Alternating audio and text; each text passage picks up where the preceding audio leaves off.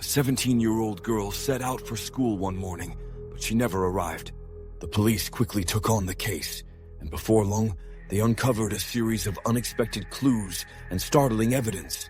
Eventually, these discoveries unraveled the mystery, and the case was solved. However, the shocking conclusion left the entire country in disbelief. Ellie Gould was born on February 6, 2012, in the small British town of Calne. She grew up in a large, close-knit family, including her parents, older brother, and a wide circle of nearby relatives who were all very close. From a young age, Ellie had a passion for animals, especially horses. Her parents frequently took her to a local farm, and at one point, they decided to buy her a pony. Ellie soon began riding and competing, achieving good results in various competitions. In the future, she dreamed of studying psychology at university and then joining the mounted police. By early 2019, 17-year-old Ellie was finishing her final years of school. She had many friends, as she was friendly and did her best to avoid conflicts. Earlier that year, a classmate had asked her out, and they had recently started dating. On the morning of May 3rd, Ellie woke up early, preparing for school. She didn't have classes until noon, so she planned to attend only a few periods. She arranged for a friend to pick her up later, said goodbye to her parents as they left for work, and waited. A few hours later, Ellie texted her friend, saying she decided to skip school for the day and stay home, telling her friend not to come by. Thinking Ellie just wanted to avoid going in for a couple of classes, her friend went on without her. Around 3 p.m., Ellie's father returned from work. When he walked into the kitchen, he was confronted with a heartbreaking sight. Ellie was lying face down on the floor, surrounded by a large pool of blood. Shocked, his first thought was that she might have fallen and hit her head. But then he noticed the blood traces across the kitchen. He saw a knife in her neck, with her hands clasped around the handle. Her father immediately called emergency services and tried to administer first aid, following the dispatcher's instructions. However, the girl showed no signs of life, and her father realized she was already gone. When the paramedics arrived, they could only confirm her death, determining that she had been deceased for at least 4 hours. They also noted numerous stab wounds on her body, primarily around her neck. Eli's parents couldn't believe what was happening. When the police informed them their daughter had been murdered, Eli's father initially refused to accept it, remaining in shock and clinging to the belief that it had been a tragic accident. Once the body was handed over to medical examiners, more details emerged. Along with the 13 stab wounds to her neck, there were signs of strangulation. The investigators concluded that the assailant had initially attempted to strangle Eli, but, unable to carry out the act as intended, resorted to using a knife. They also found numerous defensive wounds, indicating that Eli had tried to fight off her attacker. While forensic teams examined the crime scene, detectives began their investigation. They brought Eli's parents to the station, asking if anyone might have had a reason to harm their daughter. After a pause, both parents thought of the same name, Thomas, Eli's boyfriend. Her mother told investigators that Eli had started dating Thomas only a few months prior and had initially been thrilled about it. She had never dated anyone before, and Thomas seemed like a great guy. He was an excellent student, active in sports, and on the school's track team. But things soon took a turn. Thomas began demanding more and more of Eli's time, growing increasingly insistent each day. Eli, on the other hand, had her hands full preparing for final exams and caring for her ponies, which required a lot of attention. Over time, Thomas's behavior worsened. He would sulk, accuse her of not wanting to spend time with him, and increasingly try to control her. He would call and text her nonstop throughout the day, then sulk when she couldn't respond immediately every single time. At first, her parents thought Thomas just wasn't the right match for Eli. When he visited, he barely spoke, which struck them as odd. Eli was naturally outgoing, and they doubted this relationship would last long. They were right. Within a few months of dating, Eli started thinking about breaking up. Thomas's behavior had become increasingly uncomfortable, and she wanted to focus on her exams and preparing for college applications. Eventually, she made up her mind to end things and told Thomas on May 2nd, just one day before her death.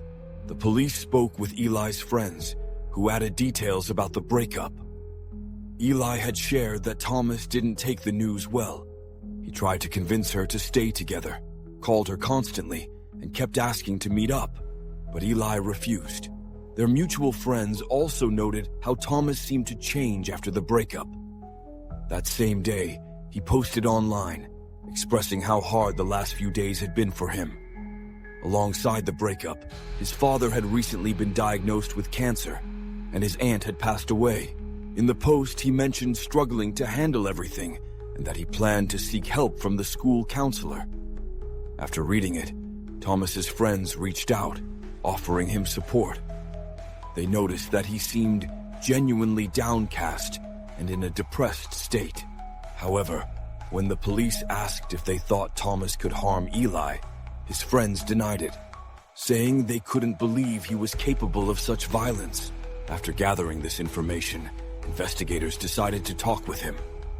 But first, they examined Eli's phone and found that Thomas had messaged her that very morning, asking to meet. When officers visited Thomas's home, they asked where he had been that morning.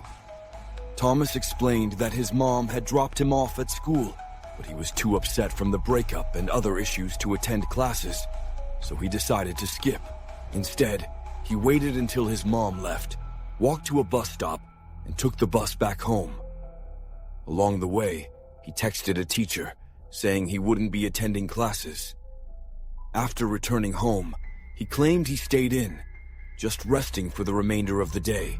During the conversation, he asked if everything was okay with Eli, at which point the police informed him of her death. The detectives then went to speak with his mother, and here they encountered an unexpected twist. She confirmed dropping her son off at school, but said that when she returned home shortly after, Thomas wasn't there. The police decided to question Thomas again.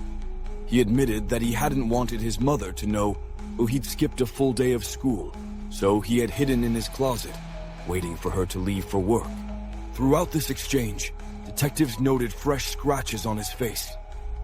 When asked about them, Thomas said he'd scratched himself, but the investigators were skeptical.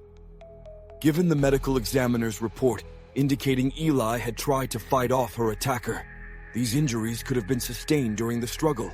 Officers also spoke to Eli's neighbors, and one neighbor shared an interesting observation. That morning, he had noticed a man approaching Eli's house, though he was too far away to see the man's face or any distinguishing features. However, he described the man's clothing. The police decided to verify Thomas's alibi by checking the location data from his smartphone. They confirmed that he had indeed returned home after initially leaving for school, but soon found significant discrepancies with his story. At 10:50 a.m., Thomas's phone disconnected from his home Wi-Fi, and the signal indicated movement toward Eli's house. 3 minutes later, his phone was detected in her neighborhood and stayed there for nearly an hour. By 11:51 a.m., his phone began moving back toward his house and reconnected to his Wi-Fi within minutes. Police realized he couldn't have covered that distance on foot in just 3 minutes, as he lived in a neighboring town several miles away. They then reviewed footage from surveillance cameras along the route and saw a silver Ford Focus belonging to his parents. The car's movements matched the phone's location data, leading investigators to conclude that Thomas was likely the driver. In addition, the cameras captured this vehicle, leaving Thomas's home and returning just 18 minutes later. Investigators couldn't find a single camera that would help them understand exactly where he went. They only managed to narrow down the general area where Thomas might have been, so officers headed there to search. Based on the brief time he appeared to spend there, the police suspected he might have disposed of some evidence. This hunch was soon confirmed. After searching the wooded area, officers discovered a trash bag containing blood-stained rags and an apron. This was enough to initiate a search of Thomas's home. When asked about the clothes he had worn that morning, he claimed they were in the washing machine. Officers seized them for analysis. They also submitted his shoes for testing, and specialists quickly found traces of blood on nearly all his clothing. Although Thomas had attempted to wash away the stains, forensic experts managed to extract a DNA sample from what remained of the blood. The analysis confirmed that it matched Ellie's blood, as did the stains on the rags found in the woods. Additionally, Thomas's clothing fit the description provided by Ellie's neighbor, who had noticed a man near her house that morning. Together with other evidence, a clearer picture of the events began to emerge. According to investigators, it appeared Thomas had planned the crime in advance. After his mother dropped him off at school, he immediately returned home on a bus, hid in a closet, and waited for her to leave.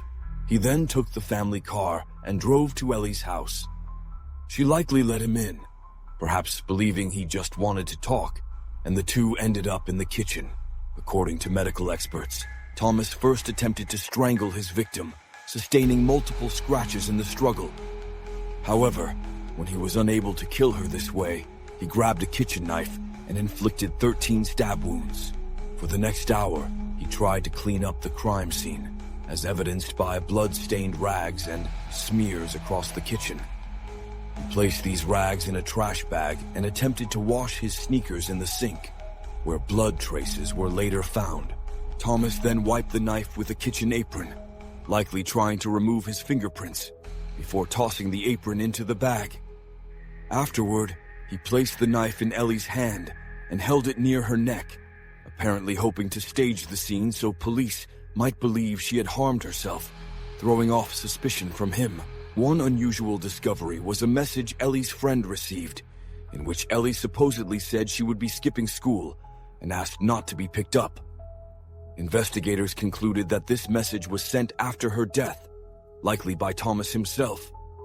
It appears he used her iPhone, unlocking it with her fingerprint to send the message.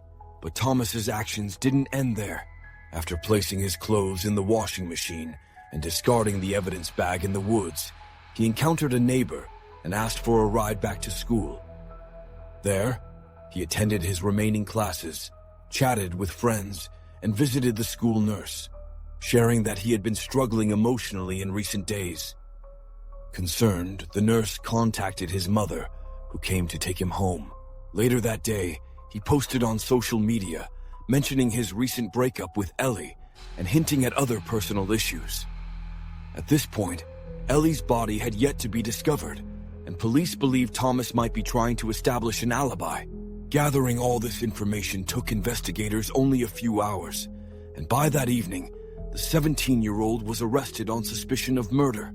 Though Thomas initially denied any involvement, the case quickly went to trial. At the first hearing on August 29th, 4 months after the murder, Thomas unexpectedly changed his story. He stood before the judge and admitted to killing Ellie, but with a twist. He claimed that he had gone to her house that morning to study for exams. According to Thomas, an argument broke out during their study session, after which he claimed to remember almost nothing. He mentioned only vague recollections of attempting to strangle her, while insisting that everything after that was completely erased from his memory. The prosecution, however, dismissed this story, pointing out several inconsistencies.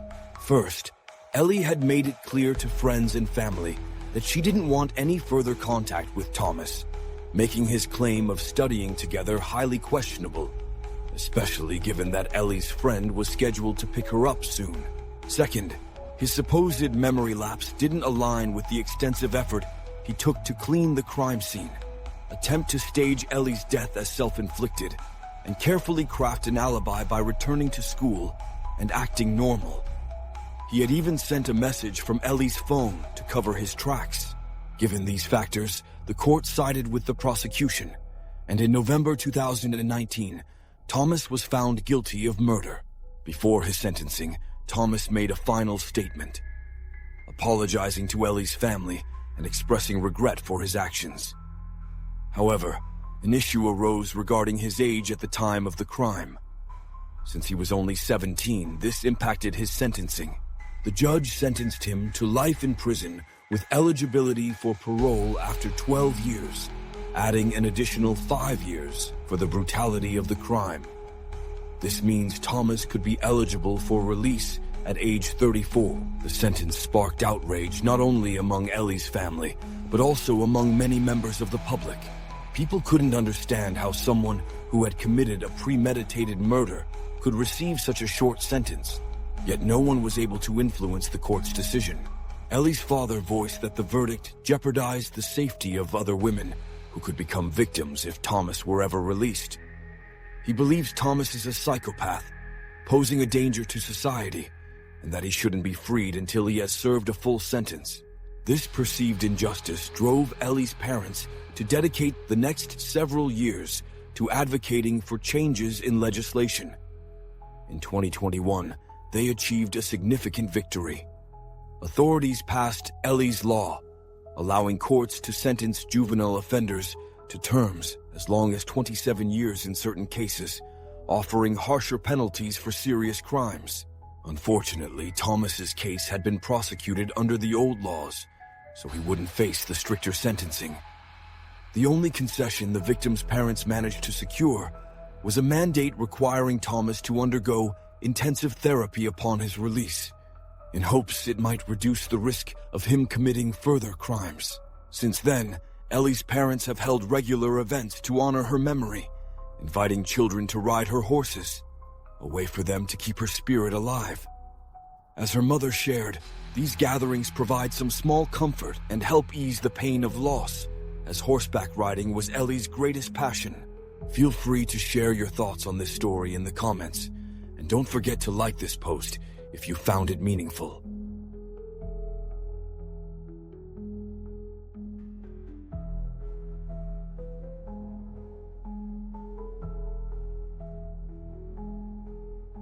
A little girl went with her mom to a small stadium to watch a local baseball game.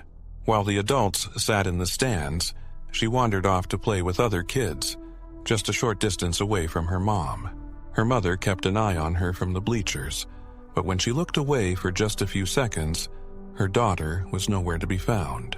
The police were quickly involved, and from the early days of the investigation, they uncovered a number of disturbing facts. Yet, despite all efforts, the fate of the girl remained a mystery for nearly 30 years. It was only a few weeks ago that police unexpectedly unraveled the case. Morgan Nick was born on September 12, 1989, in the small town of Ozark, Arkansas. Shortly after her birth, her parents welcomed a son, and a year later, another daughter. Morgan was close with her siblings, and they loved spending hours playing together, with her younger siblings often looking up to her. When she was learning to read, Morgan would practice with children's books, reading them aloud to her little brother at bedtime. She was also passionate about animals, and despite her young age, she'd tell her parents she wanted to be a veterinarian when she grew up. In elementary school, Morgan joined the Girl Scouts, where she spent time with other girls making crafts, going on outdoor adventures and enjoying the world around her. When she was 6 years old, her parents decided to divorce. Despite this, the children continued to spend significant time with their father. In early summer 1995, family friends invited Morgan's mom to a local baseball game for their child in a nearby town called Alma. At first, her mom thought about declining, as it was a Friday evening and the stadium was nearly 30 miles, around 45 kilometers away. However, she eventually decided to accept the invitation and thought it might be a fun evening for her and Morgan. On the evening of June 9th, she left her younger children with their grandmother and headed to the stadium with Morgan. Despite the stadium's modest size, about 300 people showed up to watch the game, mostly parents and friends of the players. The woman found her friends, and she and her daughter settled in to watch the game. However, Morgan quickly grew bored, and after a while she noticed two familiar kids nearby. They invited her to play near the stadium and catch fireflies. At first, her mother was hesitant to let her go. By that time, it was already getting dark, and since it was their first time in this town, she was worried something might happen. Still, her friends reassured her that their kids often played near the stadium and that she had nothing to worry about. Finally, she allowed Morgan to join the other kids, who ran off together to a small hill within her line of sight. Morgan's mother kept glancing over to check on her. After about 15 minutes, the baseball game ended, and the players began moving toward the bleachers to meet up with their families. Morgan's mom looked away for only a few seconds, and when she turned back to the spot where her daughter had been playing, Morgan was gone. The two kids Morgan had been playing with were walking back toward the bleachers to join their parents, but Morgan was nowhere in sight. Her mother approached them and asked where her daughter was. They explained that before they returned to the stadium, they had decided to empty sand from their shoes, which had collected during their play. They had stopped by a car in the parking lot where they started shaking out their shoes while leaning against the vehicle. Morgan had been standing on the far side of the car, out of their line of sight. After emptying their shoes, they headed back to the stadium, but Morgan was nowhere to be seen. Thinking she might have stayed behind to wait for her mom, her friends left without her. Morgan's mother glanced toward the parking lot and saw her car, but Morgan was not there. She walked closer, looked inside, and still found no trace of her daughter. Growing anxious, she returned to the children, hoping they could shed more light on Morgan's disappearance. She asked them repeatedly if they had any idea where Morgan might have gone, but they had no clue. However, they mentioned they had seen a man in the parking lot during their game. According to the children, he had been standing beside a red pickup truck, occasionally glancing toward the stadium and at them. At one point, he had even walked over and said something, though they couldn't remember his words. They only recalled he had a thick country accent. Fearing this man might have had something to do with her daughter's disappearance, Morgan's mother immediately called the police. 6 minutes later, officers arrived at the stadium and spoke with the kids who had been with Morgan. Through their conversation, police obtained a more detailed description of the man near the stadium. Based on their account, authorities concluded he was a white male between 23 and 30 years old, about 5'11", 180 cents, with a medium build, short beard, mustache, and dark hair. The children also remembered his vehicle quite well, a red pickup truck with Arkansas plates with a white camper shell attached in the back. This detail struck the police as highly suspicious, given that such a camper shell could easily fit an adult, let alone a child. Another odd detail was that the camper shell seemed significantly shorter than the truck bed, as if it didn't quite fit the vehicle's model. These observations intensified investigators' suspicions that this man might indeed be connected to Morgan's disappearance, and could have used the camper shell as a means to conceal her. The children also mentioned that the man was only wearing jeans and was shirtless. Officers immediately searched the parking lot but couldn't find a vehicle that matched the description. After speaking with the children, they began questioning anyone still at the stadium. However, the 300 or so people there were all focused on the game, and none of them could recall anything unusual or suspicious that evening. A search of the area near the stadium also turned up nothing, so officers expanded their search to the nearby streets. Despite their efforts, the night ended with no signs of Morgan. Her mother, overcome with grief and shock, refused to go home and stayed overnight at a local fire station. The next day, the search intensified. News of the girl's disappearance quickly spread throughout the area, and dozens of volunteers reached out to the police to assist. Soon after, the FBI and state police joined the investigation. They deployed helicopters for an aerial search and worked with Morgan's friends to create a composite sketch of the suspect based on their descriptions. Soon, the photo of the missing girl along with the police sketch of a suspect began circulating around the city and nearby towns, with authorities hoping someone would recognize the man. Initially, the police believed the girl might have simply wandered off the playground and become lost. However, as nearly a full day passed since her disappearance, it became increasingly clear that if she were lost, she would likely have been found by then. That evening, parents started coming forward with unsettling stories. One mother reported that just hours before the girl went missing, a man in a red pickup truck had tried to lure her 4-year-old daughter outside a laundromat. The mother had briefly gone inside, leaving her daughter nearby.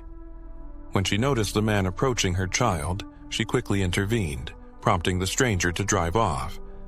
She provided the police with a description, which matched the sketch of the possible abductor. The next day, a witness from Fort Smith, a nearby town, reported a similar encounter. He had seen a man trying to lure a 9-year-old girl into a public restroom. Fortunately, the girl managed to evade him.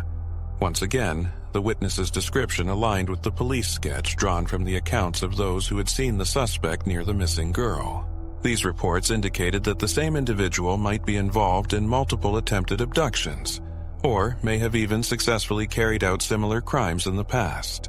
Police focused on locating a red pickup truck matching the witness descriptions and began investigating all known offenders in the surrounding areas. Over the following weeks, investigators received hundreds of tips about potential suspects. However, as they followed up, they were either unable to establish any connections or determined that the individuals in question couldn't have been involved in the crime. At the same time, investigators continued combing the area around the playground for any items that might serve as evidence. They collected cigarette butts, bottles, and other debris, sending them to the lab for DNA analysis. However, despite these efforts, police were left with no solid leads, still uncertain whether any of these items were actually connected to the girl's disappearance. The police department received nearly 250 calls from witnesses across different cities and even neighboring states, reporting sightings of red pickup trucks similar to the one linked to the case. The challenge was that thousands of residents in the state drove similar vehicles, making it nearly impossible to narrow down a suspect. Investigators attempted to track down each truck owner, but couldn't uncover any leads connecting them to the crime. This search continued for 2 weeks until police received a surprising call. A resident of a town called Stadgard, about a 3-hour drive from Alma, reported seeing a man trying to break into his car. When the homeowner approached, the man quickly ran away, but not before the resident noticed a young girl holding the man's hand. The police immediately showed the witness the sketch of the suspect, and he confirmed that the man looked very much like the one who had attempted the break-in, and the girl resembled the missing child, Morgan. Investigators quickly organized a large-scale operation in Stadgard, cordoning off an area of about 10 square kilometers and deploying several dozen officers. Morgan's parents also hurried to the town, hoping this lead would bring their daughter home. Hundreds of volunteers joined the police in searching the entire town and surrounding areas.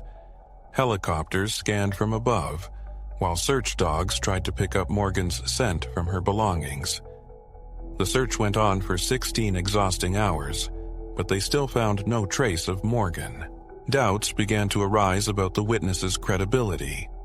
After 2 polygraph examinations, both operators concluded that the man was likely being deceptive. Finally, under pressure, the man admitted he had fabricated the entire story. As it turned out, the man had indeed seen someone trying to break into his car but hadn't clearly seen the person's face, nor was there any young girl nearby. Ultimately, he was arrested for providing false testimony, which cost the police nearly an entire day and thousands of taxpayer dollars. While the details of his punishment weren't disclosed, such actions typically result in hefty fines or even brief jail time. Once again, investigators found themselves back at square one, but they were far from giving up. 17 additional officers were dispatched from across the state to aid the search, and the team refocused on analyzing the incoming leads. By then, they had accumulated over 1,000 tips, but none brought them any closer to finding Morgan. Her parents also refused to give up, but as the months went by, their hope slowly dwindled. About a year after her disappearance, Morgan's mother founded a non-profit organization dedicated to locating missing children. Although she remained focused on finding her daughter, she no longer had any promising leads. Instead, she turned to supporting other families facing similar tragedies and began educating parents and children on potential dangers. Over the next few years, police continued pursuing various tips and investigating possible suspects, but to no avail. In 2021, 6 years after Morgan's disappearance, the FBI released an age-progressed image of her. That same year, several popular TV programs featured the case, which spurred a new wave of leads. While most of these tips led nowhere, one caught the investigators' attention. A caller claimed that a girl's remains were buried on a property in Boonville, a town about an hour from Alma. Police took interest in this tip, as the caller provided detailed information about the case that hadn't been publicly released. In early 2022, they secured a search warrant, brought in cadaver dogs, and thoroughly excavated the property, but they found no trace of Morgan. For almost a decade after that, the case went cold. In 2010, police received another tip that Morgan's abductors might have held her at a location in a neighboring state. Officers conducted a search there, but, once again, found no evidence linking the site to Morgan. Notably, in 2017, the police returned to search that same property once more, this time following a different lead. It turned out that a man who had previously lived there was convicted of a crime against a minor and was also suspected in a similar case, although the police couldn't find enough evidence to pursue the second charge. In 2019, a new documentary was released, covering the investigation into the girl's disappearance. Early in the case, the police released a blurry photo of a red pickup truck, believed to belong to the abductor.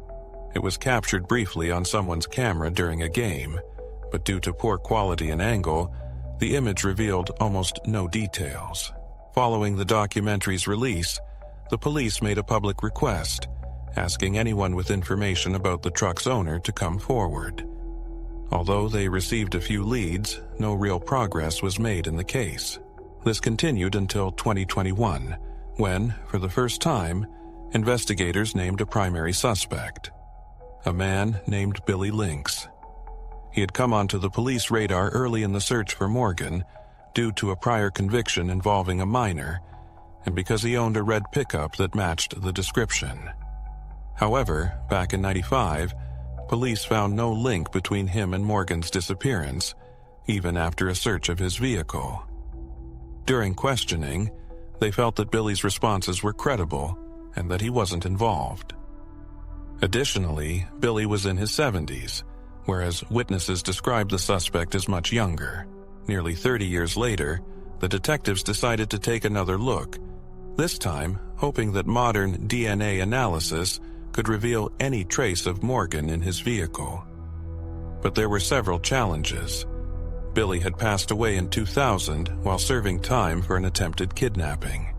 Just 2 months after Morgan's disappearance, he tried to lure another young girl into his car near a store, but her mother scared him off and called the police. Billy was arrested shortly after, at the age of 70, and he died in prison 5 years later. Another hurdle was that investigators had no idea where Billy's pickup was or if it had even survived all these years. They tracked down the vehicle's history and, after some effort, finally located it. Amazingly, the truck was still in working condition, and the current owner agreed to allow forensic tests. Initially, detectives didn't have high hopes, given how many years had passed and the likelihood that any DNA evidence could have been erased or degraded. However, forensic specialists managed to find a few hair strands in the truck bed that bore a resemblance to Morgan's hair. These samples were sent to a Texas lab equipped with the latest DNA analysis tools, and the scientists began their work. After 8 months of testing, a breakthrough came. A DNA sample was extracted from the hairs and compared to Morgan's mother's DNA. The results indicated a close familial match, identifying a relationship in the first degree, either as a child or sibling of the woman. Morgan's mother, however, stated she had never heard of Billy Lynx and had no connection to him. Detectives also realized that no one else closely related to Morgan could have been in that vehicle, meaning it had to have been Morgan herself. In October 2024, the police held a press conference to announce that Billy Lynx is now officially considered responsible for Morgan's abduction. They stated they no longer have any doubts about his involvement. However, after 29 years, there is little hope that Morgan could still be alive. Investigators believe that Billy likely killed her shortly after the abduction, although the location of her remains remains a mystery. While they now consider the case essentially solved, the police have stated that they will continue searching for Morgan's remains. Without a confession from Billy, however, finding her body remains a formidable challenge. Detectives are also investigating Billy's possible connection to other cases, considering his pattern of attempted abductions around the time of Morgan's disappearance. They suspect there may be more crimes linked to him. At the time of Morgan's kidnapping, Billy was already 70, suggesting he had considerable experience with such offenses. He was also a World War II veteran with training that may have helped him evade detection. Over the coming months, detectives hope to connect Billy to additional cases. Morgan's disappearance, meanwhile, has become one of the most infamous criminal cases in Arkansas history. The authorities even decided to rename the Amber Alert system to the Morgan Alert in memory of the young girl. As for her mother, she continues to help other children and families through her nonprofit organization. This work has helped her cope with the loss of her daughter, though deep down, she still holds on to a glimmer of hope that Morgan might be found alive. Feel free to share your thoughts on this story in the comments, and don't forget to give this video a like if you found it meaningful.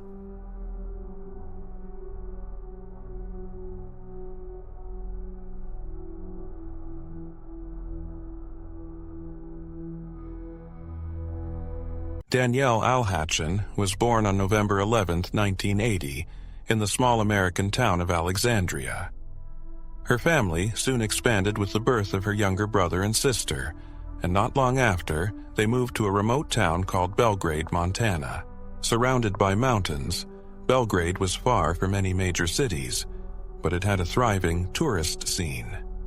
Visitors came for the ski slopes and hiking trails, taking advantage of the area's natural beauty. Danielle's parents, both outdoor enthusiasts, had found the perfect opportunity when they received job offers at a local ski resort. They embraced the chance to spend as much time as possible in nature, a love they quickly passed on to their children. The family took every chance to ski, hike, fish, and explore the nearby rivers by boat. Danielle herself had become passionate about rock climbing, taking full advantage of the cliffs and trails the area offered. Despite her active life, she was an excellent student and soon ranked among the top of her class. She dreamed of attending medical school and pursuing a career in bioengineering. On September 21, 1996, the town was bustling in anticipation of its annual fall festival. Residents and visitors alike were gathering to enjoy music, live performances, and a lively street fair atmosphere. Danielle, 15 years old at the time, had plans to go with friends later in the day. But with a few free hours that morning, she decided to go on a solo walk along the river trail just outside of town. Her mother, reminding her to be back by 2 p.m., handed Danielle her own wristwatch, as Danielle didn't have one herself. Danielle never returned. Her parents immediately contacted the police, and the town quickly joined the search. But what followed was a strange and infuriating turn of events that left the community shaken. Danielle's mysterious disappearance remained unsolved for nearly 3 decades, leaving her family and the residents of Belgrade desperate for answers. Just recently, however, a detective may have finally uncovered the truth, using methods as unusual as the case itself. Danielle grabbed a water bottle and left the house around 11:30, assuring her mother she'd be back on time. But as the agreed hour came and went, Danielle hadn't returned. Her mother grew worried, especially since they were expecting guests soon. Without hesitation, she decided to go to the trail herself to look for Danielle, bringing along a friend for company. They drove to the parking area where the trail began, and right away, her mother noticed Danielle's familiar white pickup truck parked nearby. Although Danielle was only 15 and technically wasn't permitted to drive without supervision, her parents occasionally let her use the truck around their quiet, low-traffic town since she was a careful driver. Noticing that the truck's doors were unlocked, a pang of worry hit her. She and her friend set out on the trail towards the river, and not far along the path, they spotted Danielle's water bottle and keys lying on the ground. Panic setting in, her mother called out for Danielle repeatedly, scanning every stretch of the trail from the parking area to the river. When there was still no sign of her, she immediately sought help from local search and rescue and the police, fearing Danielle may have fallen or gotten injured. Without a cell phone, Danielle had no way to contact anyone, so her mother went directly to the police station. Within an hour, search teams were combing through the trail and the surrounding wooded area, carefully examining the riverbank. But as night approached and the temperature dropped near freezing, the rescue teams decided to pause the search until morning. Danielle's family, however, couldn't bear to stop. Joined by friends and other locals, they formed search groups and fanned out into the woods with flashlights, determined to find her. Among the searchers was a man and his 2 sons, close family friends. They headed towards a wooded area by the river, sweeping the area with their flashlights. After walking a few hundred yards from the parking lot, they saw something unusual in the river and moved closer to investigate. Shining their lights into the water, they realized it was Danielle. She lay close to the bank, where the water was only a few inches deep. The man, understanding immediately that she was no longer alive, ran back to his car to alert the police. On his way, he spotted Danielle's mother and relayed the devastating news. Danielle's mysterious and tragic death left the entire community shaken, and her family distraught. Despite extensive investigations, answers remained elusive for years, leaving everyone haunted by the unresolved questions surrounding her disappearance. Police officers examined Danielle's body and sent it to medical examiners, who needed several days to complete their investigation into the cause of death. Initially, the sheriff announced that all signs pointed to an accident. Danielle's body showed no obvious signs of trauma or any clear evidence of foul play, leading authorities to speculate that she may have simply fallen into the river and drowned. Danielle's family, devastated by the news, found this explanation hard to accept. She had grown up hiking, was familiar with the terrain, and knew the river well. Additionally, it didn't make sense to her parents that she could have drowned in such shallow water. Despite their concerns, the sheriff remained convinced it was a tragic accident and chose not to open a formal investigation. But everything changed when the medical examiner's report finally came in. The examiners had discovered multiple scratches and abrasions on Danielle's body that appeared consistent with defensive wounds, suggesting that she had likely struggled against someone. They also noted that Danielle's underwear had been found partially lowered, a detail they could not reconcile with an accidental drowning. Furthermore, they discovered biological evidence on her clothing belonging to an unknown male, strongly suggesting an assault. Regarding the cause of death, examiners concluded that Danielle had indeed drowned, but evidence suggested she had been forcibly held underwater. The examiners also observed that Danielle's wristwatch had slipped down her arm to just above her elbow, a possible indication that someone had dragged her to the river by her wrists. Despite these findings, the examiners ultimately listed her cause of death as undetermined. They recognized that she had drowned but lacked sufficient conclusive evidence to categorize it as an intentional homicide. For Danielle's family, the ambiguous findings left them haunted, struggling with the unanswered questions about what really happened to her that day by the river. Because of this, the police never launched a full investigation, insisting they still couldn't be sure what exactly happened to Dana. However, they did attempt to uncover more details surrounding the incident. When forensics examined the victim's clothing, they found 4 stray hairs on her underwear that belonged to an unidentified male. Experts believed these were arm hairs, from which they were able to extract a partial DNA sample. But at the time, there was no national DNA database at the FBI. The only thing the forensic team could confirm was that the hair belonged to the same individual whose semen sample was found on the victim's underwear. Police also revisited the area near where the body was found and discovered a man's shoe print in the ground, but they couldn't confirm if it was related to the case. Investigators questioned several potential suspects whom they thought might be capable of such a crime, but it led nowhere.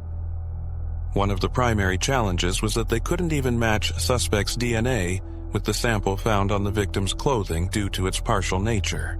Interestingly, many details of the case were kept secret, not just from the public, but even from Dana's family. For a while, her relatives didn't even know she had been assaulted. To an outsider, it looked like the police genuinely had no idea what had happened to Dana, and they were struggling to find answers. Despite the sheriff's stance, some officers couldn't overlook the fact that the case hadn't been reclassified as a homicide and wasn't being investigated accordingly. One of these officers was Cindy Boddock, who had joined the force shortly before Dana's death. Cindy had been involved in the investigation from the start and was convinced they were dealing with a murder. However, at that time, she lacked the authority to push for a full investigation that went against her superiors' opinions. All she could do was wonder what might have really happened on that fateful day. One theory she considered was that Dana might have been killed by someone she knew. Cindy spoke with Dana's parents, but they couldn't imagine anyone who would want to harm their daughter. She had never had problems with classmates or anyone in the local community. For months after Dana's death, the case saw almost no progress. Officers continued interviewing people and assessing various suspects, but due to the sheriff's position, a full investigation was never initiated. Some officers, like Boddock, were baffled that the case hadn't been reclassified as a murder, and that no one seemed to be looking for a killer. It became obvious to some that Dana had been attacked, and whoever did it was still living among them. Several years after the murder, the police attempted to submit the partial DNA sample from the victim's clothing to the FBI database, but no matches were found. Over the following years, Dana's family slowly learned more details about the case, including the fact that she had been assaulted. They were outraged that the sheriff hadn't pursued the case as a homicide and had kept such crucial information from them. Despite this, the sheriff later claimed that he had always suspected it was a murder, contradicting earlier statements he made to the local newspapers. In those reports, he had clearly said that the police lacked sufficient evidence to classify the case as a homicide. He had shared this same stance with Dana's parents, who remembered it well. These conflicting statements only fueled the family's frustration and confusion. The sheriff tried to blame the medical examiners, claiming that their decision to list the cause of death as undetermined was the reason for not pursuing a full investigation. However, Dana's parents, along with other townspeople, believed that the sheriff was merely trying to avoid responsibility. Everyone knew that conducting a thorough investigation in the early days following the murder could have helped solve the case and identify the perpetrator. Instead, it seemed like no one was really looking for the killer. Now, years later, finding the murderer through cold trails had become much more difficult. Dana's parents continued to seek justice, but all their efforts hit dead ends. Later, Dana's younger sister joined them in the fight. For years, she gave interviews to local media, tried to get through to investigators, and did everything she could to ensure the person responsible for her sister's death would be found. In 2019, 23 years after the murder, Dana's family finally succeeded in getting the investigation reopened. Unfortunately, it led to no significant breakthroughs. The FBI's DNA database still produced no matches. A re-examination of old suspects also yielded no new leads, and once again, the case stalled. This continued until 2021, when a new sheriff took office in the local police department. This man had just joined the force days before Dana's death, and the case had haunted him ever since. He, like some of his colleagues, had always believed Dana was murdered. Now that he had the authority, he decided to fully reopen the investigation. However, after all these years, there were very few leads to follow, aside from the partial DNA sample that possibly belonged to the perpetrator. The sheriff realized the case needed a fresh approach, so he brought in 2 outside experts. One was a former police investigator turned private detective, and the other was a DNA specialist. They focused together on trying to identify the owner of the hair and other biological material found on the victim's underwear. The samples were sent to a cutting-edge DNA lab in California, where some of the most advanced genetic testing tools are available. And then they waited. Around this time, in August 2023, the case was officially reclassified as a homicide. It had taken nearly 27 years to reach this decision. A few months later, in early 2024, specialists from the lab reached out to investigators with updates. They hadn't been able to identify the DNA owner, but they had made some progress. The lab's sophisticated tools managed to extract a complete DNA profile, a small but significant breakthrough. Investigators then sent the samples to another lab in Virginia, hoping that experts there could use genetic genealogy to help track down the DNA owner. Months passed before they finally received the awaited call. The lab experts explained they'd decided to upload the criminal's DNA profile to publicly accessible genetic databases, where individuals voluntarily add their own samples to connect with relatives. These databases often help law enforcement link suspects to family members through genetic genealogy, but this time was different. To the experts' surprise, they received an immediate, perfect match. The DNA owner had uploaded their own sample directly, something that rarely happens. The match led to Paul Hutchinson, a 55-year-old man living in a small town about 100 miles from the crime scene. Investigators found out that, at the time of the murder, Hutchinson was 27 years old and a student at the University of Montana, just 12 miles from Belgrade. He had later completed a degree in biology and eventually found work with the Bureau of Land Management in Montana. Paul also had a wife and 2 children. What made the situation even more puzzling was his clean record. He had no criminal history, not even a minor offense. Now that investigators had identified their suspect, they needed to obtain a direct DNA sample from him to confirm the match. On July 23rd, they went to his workplace to speak with him. When the officers arrived, they saw Paul standing outside the building with some colleagues. They approached him, explaining they needed to ask him a few questions at the station. According to the detectives, Paul's face went pale the moment they mentioned this, but he agreed to go with them without resistance. The detectives decided to take things slowly, beginning the interview with questions about unrelated, unsolved cases from the area. Paul remained composed and cooperative until they showed him the crime scene photos. The shift in his behavior was immediate. He became visibly anxious, sweating profusely, biting his hands, and fidgeting uncontrollably. At one point, he even struggled to stand, tripping over the chair as he tried to get up. To the detectives, his reaction was as close to a confession as they could get without him admitting guilt outright. Still, Paul denied any involvement in the murder, but his verbal denial wasn't critical. They already had his DNA. The investigators collected a sample from him during the questioning and sent it off to the lab for analysis. However, without the final lab results, they didn't have enough solid evidence to charge him with the crime, so Paul was released that day.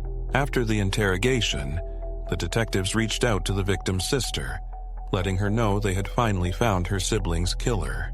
The officers reassured the victim's sister that they had no doubts about Paul's guilt.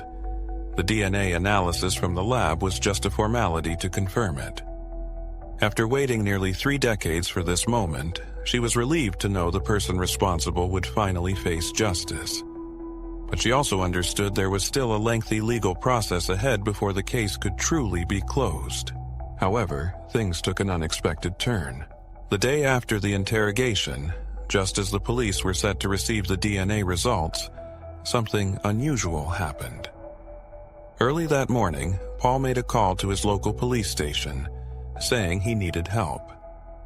He shared his location and then abruptly hung up.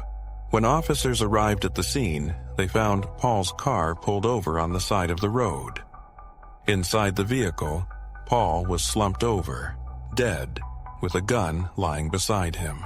After an investigation, detectives concluded he had taken his own life. There was no note, but his motives seemed clear.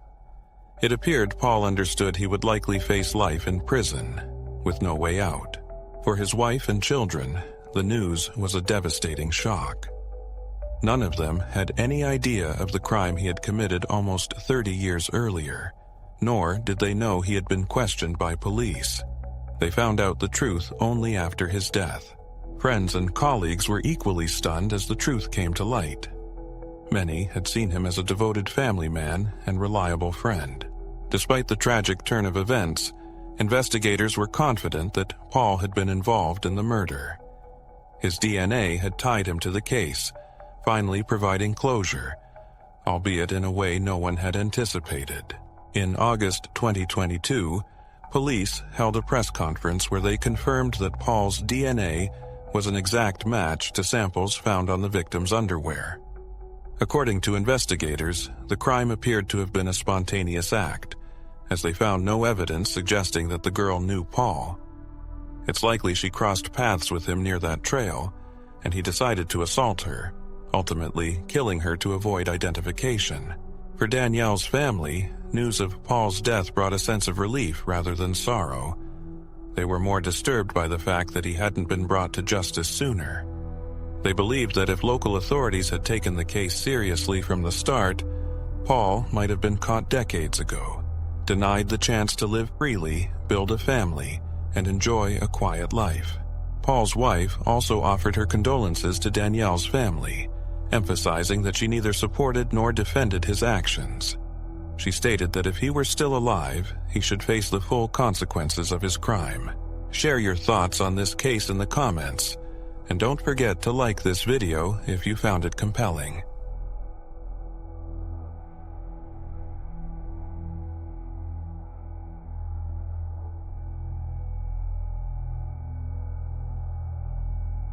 A young mother planned to visit her parents for Christmas, but just before the holiday, she stopped responding to messages and calls.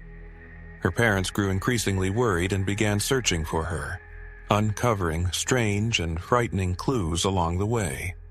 Then, the case took a shocking turn that left even the most seasoned detectives baffled, as none of them had ever encountered anything so peculiar. In the end, however, these clues led to a resolution, and the truth finally came to light. Melissa Wolfe was born on September 9, 1877, in the small American town of Locust Grove, Georgia. She was the youngest child in her family, and her older sister, who was already 7 when Melissa was born, had helped care for her from the beginning, and the two grew very close. During high school, Melissa met a young man named Christopher. The two married shortly after graduation, moving to a quiet suburb of Atlanta. Christopher found work at a glass manufacturing plant, while Melissa soon became pregnant with their first child, a daughter, followed not long after by a son. By 1898, at just 21 years old, Melissa spent most of her time at home caring for their young children. She was grateful for her life, happy to have a loving husband and a family to look after. Though visits were rare due to the distance and the family's busy life, Melissa tried to keep in touch with her parents and sister. The family had planned to visit her parents for Christmas that year. Around Thanksgiving, Melissa called her mother with a special request, asking for an old family photo with her grandfather in it. Her mother carefully selected a few pictures from the family albums and eagerly awaited the arrival of Melissa and her grandchildren. But Christmas came and went, and Melissa never showed up. At first, her parents chalked it up to life's demands. With 2 little ones, her hands were full, and she had recently taken a part-time job at a local cafe to help make ends meet. There was no easy way for her parents to contact her, as Melissa's home didn't have a telephone, and cell phones, of course, weren't available yet. Typically, Melissa would call them from her in-laws' house or another family member's phone. But since her last call at Thanksgiving, she hadn't made any contact. The parents decided to give it more time, but when she missed her mother's birthday without even a phone call, Their concerns deepened. Determined to get answers, they traveled to Atlanta, only to find her home completely empty. After talking with neighbors, they learned that Melissa's family had moved out shortly after Christmas. Yet, no one seemed to know where they had gone. This strange discovery added to their worries. Melissa's parents couldn't believe she would move to another place without letting them know. Eventually, they reached out to Christopher's parents and, through them, managed to contact Christopher himself. What they heard from him left them stunned. Christopher claimed that Melissa had left him in December and had gone to California to start a new life. He said he hadn't seen her since. Melissa's parents were shaken by this explanation. They couldn't believe she would abandon her children, who were only 1 and 2 years old. Something about the story just didn't add up. Secondly, Melissa's parents couldn't believe she would have simply disappeared without contacting them or even visiting. Yet, Christopher insisted that his story was true, offering no further information. Frustrated and heartbroken, her parents returned home, determined to find another way to locate their daughter. For months, Melissa's parents reached out to friends and family members, hoping to uncover any sign of her whereabouts. Yet, it was as if Melissa had vanished without a trace. In the spring of 1899, Melissa's mother stumbled across a disturbing news report. Atlanta police had discovered a severed human head, bleached and bagged, in a secluded area near the city. Days later, officers found 4 additional bags containing other remains. Melissa's mother was horrified, especially given that the location was near Christopher's former workplace. She feared that these remains might belong to her missing daughter. However, police soon identified the head as belonging to a missing man. Though relieved, Melissa's parents found themselves back at square one, with no leads on her whereabouts. Finally, in early 1900, they approached the authorities for help, but the investigation offered no new insights. Detectives spoke with Christopher and were inclined to believe his story, that Melissa had chosen to leave her family and start a new life, thus explaining her lack of contact. The police closed the case, but her parents were far from convinced. Their suspicion of Christopher only grew. By now, they were painfully aware of the strain that had existed in Melissa's marriage. After their children were born, serious issues had surfaced, and Christopher had allegedly been physically abusive. On multiple occasions, Melissa had fled with her children to her parents' home, only to return each time after Christopher's apologies and pleas. This pattern raised further questions. Why, her parents wondered. If he had always tried to bring her back before, had he done nothing this time? Christopher had neither reached out to Melissa's family nor filed a police report. He hadn't even tried to convince Melissa to stay. Another unsettling detail was that, according to Christopher, Melissa had left without taking any belongings, jewelry, or even her identification documents. Her parents found this extremely suspicious but felt helpless without police assistance. Despite their doubts, the search remained stagnant, with no breakthroughs. Over the next few years, there was still no word from Melissa. But in 1903, a shocking revelation finally brought change. While investigating an unsolved murder case from 1877, detectives re-examined evidence from the cold case, which had remained unsolved for 26 years. With recent forensic advancements, investigators conducted a DNA analysis, and the results were unexpected. They identified the perpetrator as Carl Patton, Melissa's father. But this was only the beginning. After his arrest, Carl made the police an unusual offer. He would confess to 4 other murders if they granted full immunity to his wife, who, he claimed, had been his accomplice. In a shocking turn of events, Melissa's mother agreed to testify against her husband, receiving immunity in exchange. It all began in December 1777, when a woman named Mary offered Carl $15,000 to kill her husband, who had been unfaithful.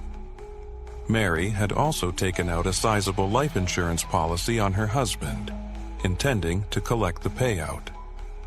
Carl accepted the offer and recruited a friend to help. Together, they carried out the murder. However, the husband's lover was also present, so they decided to kill her too. They dumped the woman's body in the river, while staging the husband's body in a car on the railroad tracks to simulate an accident. A month later, Carl learned that his partner had confided in a friend and now intended to turn them in. To protect himself, Carl invited his accomplice to his home and killed him, disposing of his body in the river with his wife's help, who also assisted in cleaning up the crime scene and the blood-stained van.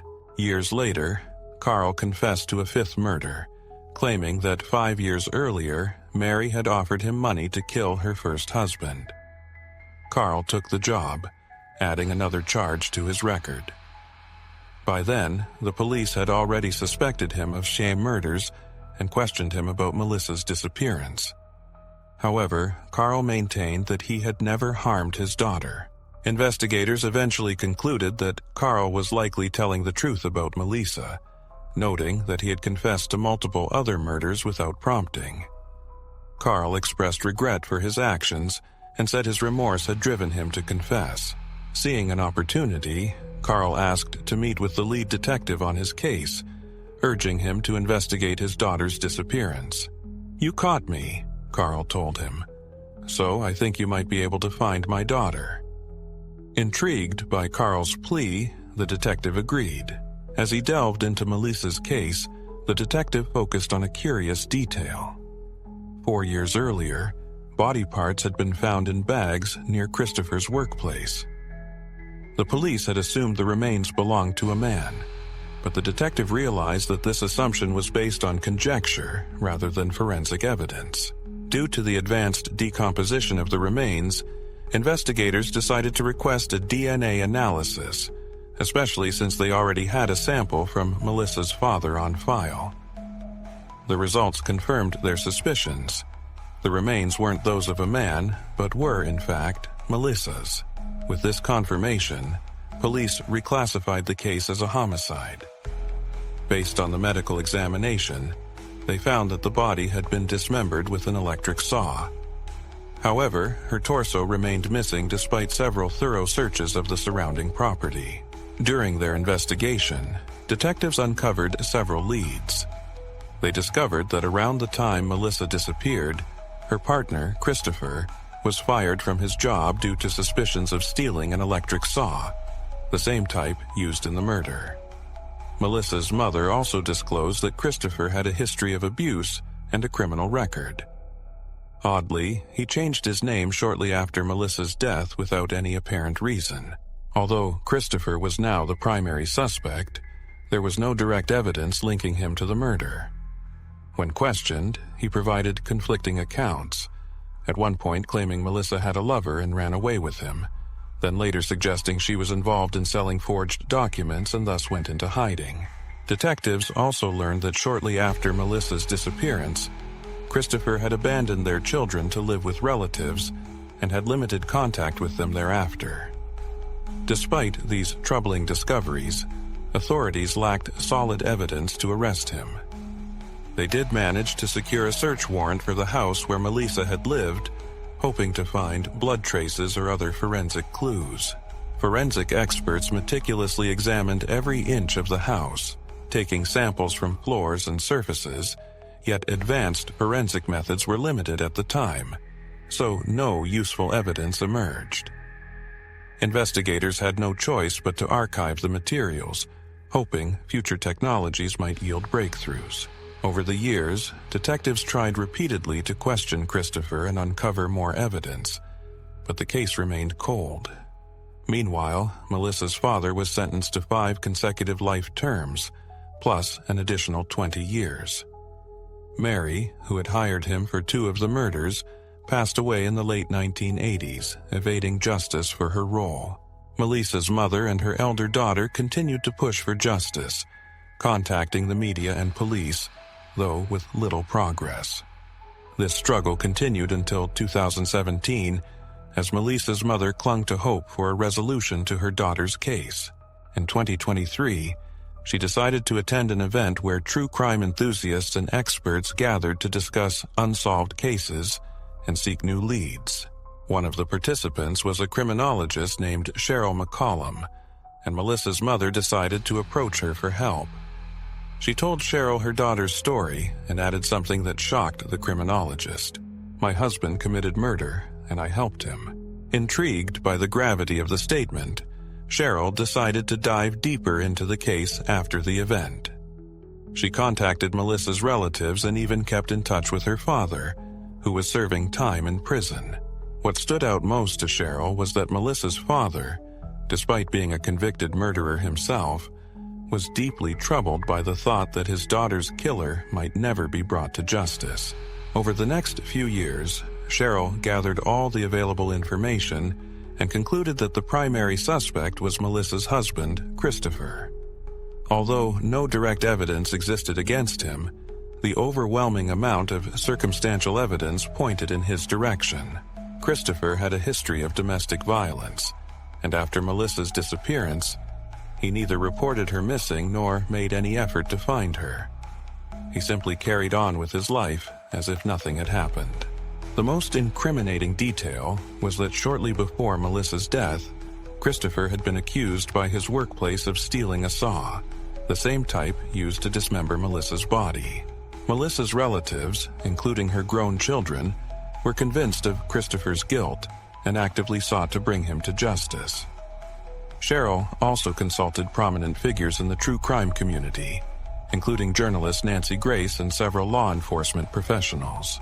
After reviewing the gathered evidence, they all agreed. Christopher was the most likely suspect. However, no indisputable evidence existed to arrest him, and the case remained stalled. Nancy Grace advised Cheryl to launch a podcast to generate public attention. She believed that publicity could prompt witnesses, often unaware of the significance of what they know, to come forward, potentially changing the course of the investigation. In 2023, Cheryl followed this advice and released the first episode of her podcast about Melissa's case. Since then, she has recorded many episodes featuring Melissa's family, including her mother and other relatives. Cheryl presented every piece of information she had painstakingly collected, but the investigation still showed no signs of progress. This continued until April 2024, when a long-awaited breakthrough occurred. After one of the podcast's episodes, Cheryl was contacted by a witness who claimed he had stumbled upon the show by chance and might have valuable information. The man told Cheryl that shortly before Melissa's disappearance, he witnessed a heated argument between her and Christopher. While the exact details of his story remain confidential, since investigators want to protect the integrity of the case, it seems Christopher threatened Melissa during that confrontation. Cheryl immediately relayed the witness's account to the police, marking a turning point. The investigators decided to reopen the case and pursue new leads, hoping to finally solve the mystery behind Melissa's tragic death. Over the following 3 months, police re-examined all case materials, re-interviewed everyone involved, and used modern technology to reanalyze the evidence. Forensic experts studied the bags containing Melissa's remains and analyzed various samples from the house where she and Christopher had lived, likely the scene of the crime. In August 2024, investigators held a press conference to announce that 25 years after Melissa's death, her husband had finally been arrested. As with earlier evidence, the police did not disclose specifics about what new information they had uncovered. According to some sources, a re-evaluation using advanced forensic tools revealed traces of DNA and other compelling evidence that solidified Christopher's involvement in the crime. The detectives have refrained from sharing these details before the trial to prevent Christopher's defense team from gaining any advantage in disputing the evidence. Currently, Christopher remains in custody, awaiting trial, with even the preliminary hearing yet to take place. At this hearing, he will be asked to plead either guilty or not guilty. Melissa's family members, along with the investigators on the case, are confident he will be convicted. They believe the new evidence will be difficult, if not impossible, for his defense to contest. This case is finally drawing to a close, almost 26 years after Melissa's tragic death. Her story has captured national attention for its shocking developments. Initially, police had only come to suspect foul play due to a tip from Melissa's own father, who was serving a sentence for another murder. Later, the podcast proved crucial, bringing forward a witness whose account led to the case's reopening and, ultimately, Christopher's arrest. Melissa's children, who have also long believed in their father's guilt, hope for justice to prevail soon. Beyond securing a conviction, they are eager to understand Christopher's motives, a truth they believe will only come to light if he confesses.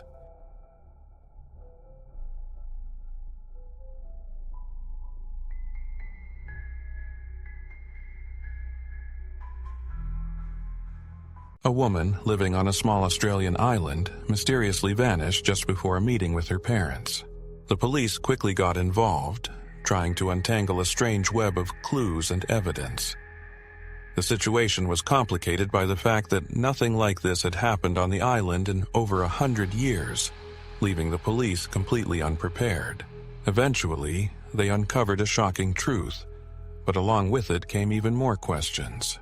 Janelle Haton was born on June 30th, 1972, in Sydney, Australia. As an only child, she received all the love and attention from her parents. From a young age, she was passionate about music, playing both the piano and clarinet, and she was a member of her school's musical group. After finishing high school, Janelle enrolled in medical school, but just a year later, she decided to leave to focus on her career. She found a job at a bank and spent the next several years building her career. Over time, however, Janelle began to feel that life in the big city, with all its challenges and problems, was taking a toll on her. She started considering a change of scenery. In October 1995, at the age of 27, she made the decision to move to a small island called Norfolk. It was located about 500 kilometers from Australia, yet still part of its territory. At that time, the island operated under local laws and had its own customs, making it a relatively independent place. The population of Norfolk was just around 2,000 people, so the locals knew each other quite well. Due to its remote location, new residents appeared infrequently, aside from tourists. The island was popular among visitors from both Australia and New Zealand, which was a bit closer. Janelle quickly found work at a local hotel, met the island's residents, and gradually integrated into their laid-back lifestyle. The atmosphere on Norfolk resembled that of a small town, intensified by the fact that hundreds of kilometers around the island were nothing but ocean. Because of this, the residents made an effort to get along, as they had little choice. In late March 2012, a year and a half after her move, Janelle's parents planned to visit her, and she eagerly anticipated their arrival. They flew to the island on May 30th, and throughout that day, Janelle showed them the main sights of Norfolk and introduced them to the locals. The next day, she had a morning shift at the hotel, and they planned to meet right after work. Janelle rented a small cottage from a local resident, as there was no room for 2 guests in her place. Therefore, she booked her parents a room at the hotel. The following morning, Janelle finished work around 11 a.m. and set off on her daily walk. She regularly followed a small route from her home to a lookout point at the edge of the island. Her parents expected her to arrive at the hotel around noon, but Janelle was noticeably late. At first, they thought she might have gotten caught up with something urgent, so they decided to take a walk while waiting for her. Before leaving, they left a note for their daughter at the door. However, when her parents returned around 2:30 p.m., the note was still there. It was clear that Janelle hadn't come back for them, and they began to worry. They tried calling her, but she didn't answer, which felt quite strange.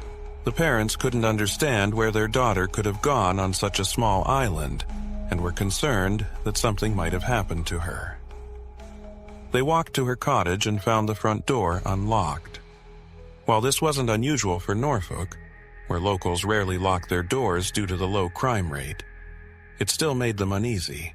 Inside the house, there was no sign of Janelle or any indication that something had happened to her. Her car was parked outside, untouched. While the parents were inside, one of Janelle's friends arrived.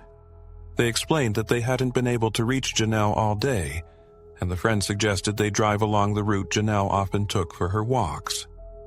Together, they retraced her steps, but there was still no sign of her. Afterward, the parents returned to their hotel and informed the manager of the situation. He made a few calls to various people, asking if anyone had seen Janelle, but that also yielded no results.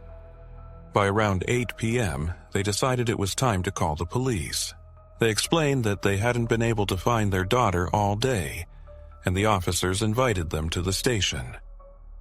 There, they learned that just an hour before their call, a tourist from New Zealand had discovered a body near a waterfall. She had noticed a large black bag and, upon approaching, saw human hands protruding from it. When the police arrived at the scene, they found the body of a woman with multiple visible injuries, and parts of her clothing were missing. At the time of Janelle's parents' visit to the police station, officers were just beginning to investigate the crime scene and immediately suspected that the victim might be their daughter. Investigators decided to call in Janelle's neighbor, who lived nearby, to confirm the identity of the victim without subjecting the parents to that trauma. The neighbor arrived and quickly confirmed that the deceased was indeed Janelle. The police handed the body over to medical experts, who, after a visual examination, concluded that they were likely dealing with a homicide. The islanders were shocked by the news. The last murder had occurred in 1893, and serious crimes were exceedingly rare. Local police had hardly dealt with anything more severe than bar fights and domestic disputes, but now they faced the task of finding a murderer. As a result, they immediately requested assistance from Australian investigators, who flew to the island. Medical experts discovered 64 injuries on the victim's body, including abrasions and cuts caused by a sharp object, possibly broken glass. They found fragments of glass in Janelle's hair, likely from broken bottles. Additionally, there were bruises on the victim's wrists, indicating that someone had held her by the arms. Experts suggested that the victim had been restrained at the time the injuries were inflicted. This indicated that there may have been multiple assailants involved. Along with the cuts from the glass, there were also wounds consistent with a knife. Criminalists discovered microscopic particles of green and white paint on Janelle's body. These particles were also present on her clothing and in her hair. According to the experts, the paint could have come from the perpetrator or their vehicle, possibly when they disposed of the body. However, no fingerprints or other direct evidence were found, and the missing clothing hinted at a possible motive. The investigators did find a foreign DNA sample on the victim's body, but it belonged to an unknown woman. The situation was complicated by the fact that around 3:30 p.m., a brief but intense rainstorm hit the island. This could have washed away crucial evidence, such as shoe prints, blood, and other biological samples. Additionally, the rain suggested that the perpetrator had hidden the body before it started, as puddles were forming, indicating that Janelle had likely lain there for at least 3 hours before she was discovered. While the experts worked to gather any evidence, the police began reconstructing the timeline of Janelle's last hours. They determined that after finishing work, she had stopped at a store before heading home. At that same time, the owner of the house she rented saw her leaving for her daily walk. About 10 minutes later, another local resident drove along that road and spotted Janelle. The next witness, who lived near the end of her walking route, also saw her. This time, Janelle was standing next to a white car, speaking with the driver. According to the witness, it seemed that there were 2 men in the car, although she couldn't be certain. 5 minutes later, a pair of witnesses living nearby heard what sounded like distant cries.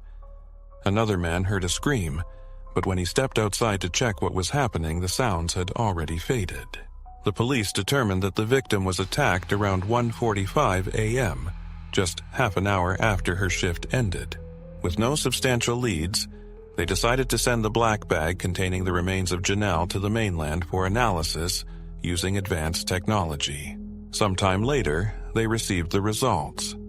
Experts found 10 different fingerprints on her, but they were all partially smudged. Despite this, detectives decided to try and find a match. They compiled a list of everyone who had been on the island the day of the murder, totaling over 20,700 names, including locals and tourists. The police requested that all individuals aged 15 to 70 voluntarily submit their fingerprints and DNA samples. However, only about half complied. Out of 1 to 300 fingerprints collected, experts found no matches at all. Ultimately, investigators decided to focus on potential suspects among Janelle's acquaintances, aided significantly by her diary. She regularly documented events on the island and the relationships between its residents. Upon reviewing her diary, the police uncovered some intriguing details, discovering that Janelle had a rather tense relationship with one of her friends. When she first moved to the island, this woman had helped her find temporary housing at her acquaintance's home. However, Janelle didn't stay there long. They seemingly had some disagreements. Even after Janelle moved out, the man involved continued to behave suspiciously. Several witnesses reported that he once threatened Janelle right in the middle of the street. The police also learned that after the body was discovered, he asked a friend to claim they had been out of town together, which was untrue. Investigators were unable to ascertain why this man acted in such a way, but they did uncover some information. Apparently, he was involved in a secret relationship with another friend of Janelle's who was married with children. Janelle had mentioned this in her diary, and it's possible the man was upset that she had discovered their affair. Despite this, both individuals provided their fingerprints, which did not match those from the black bag. The police also searched their homes and cars, but found no evidence. The next suspect was a man with whom Janelle had been in a relationship for 9 months. He was also checked for possible involvement, but once again, the police found no confirmations. Additionally, Janelle's diary mentioned several other individuals with whom she had strained relationships, but none of them agreed to provide their fingerprints or DNA samples. At one point, the police even considered Janelle's parents as suspects, since the murder occurred the day after their arrival on the island. However, this lead also yielded no evidence. Since then, there had been no progress in the case. For months, the police attempted to identify new suspects and re-examine existing evidence, but each avenue led them to a dead end.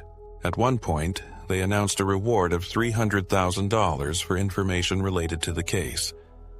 However, all tips received did not bring them closer to catching the perpetrator. 2 years later, investigators reopened the case, beginning with a review of the collected fingerprints. They also added all fingerprints gathered from other cases that had occurred on the island over the past few years. All of these fingerprints were stored on paper, requiring experts to compare each one manually. This process took considerable time, but eventually, the detectives received a long-awaited call. The fingerprints of one of the suspects in another case matched 2 prints found on the black bag that contained Janelle's body. This individual was 26-year-old Ryan McNeil. Shortly after Janelle's murder, the police had questioned him regarding a burglary, but no charges were filed at that time. Despite this, they did take his fingerprints, which had since been kept on file. The police also discovered that in 2002, McNeil owned a white Honda, which matched the description given by a witness who saw Janelle near a similar vehicle just minutes before her death. Another intriguing fact was that McNeil left the island shortly after the murder. He had arrived from New Zealand in 2000 with his wife and had taken a job in the local area, but they later divorced, which also occurred shortly before his departure. At the time of the investigation, McNeil was living in New Zealand with his new wife and 2 children, making it quite challenging for the police to question him. However, they understood that he likely hadn't taken his car from the island and decided to try to locate it so that forensic experts could examine it for potential evidence. Soon enough, they were successful. Ryan McNeil's white Honda was found abandoned on a remote part of Kestride, and it was handed over to forensic experts. Investigators also obtained a search warrant for the home where he had lived during his time on the island. Upon examining every inch of the car's interior, experts discovered white and green paint particles that matched those found on the victim's clothing. They also found several glass shards, identical to those discovered in his former home. Forensic specialists confirmed that these samples, along with the shards from the victim's clothing, not only matched 100%, but were also produced from the same type of items. They also identified a small fragment of a label on one of the glass shards, which turned out to be from a wine bottle. In the yard of McNeil's former home, police found a black tarp of the same type used to wrap Janelle's body. Additionally, several human hairs and biological traces were discovered in the trunk of his car.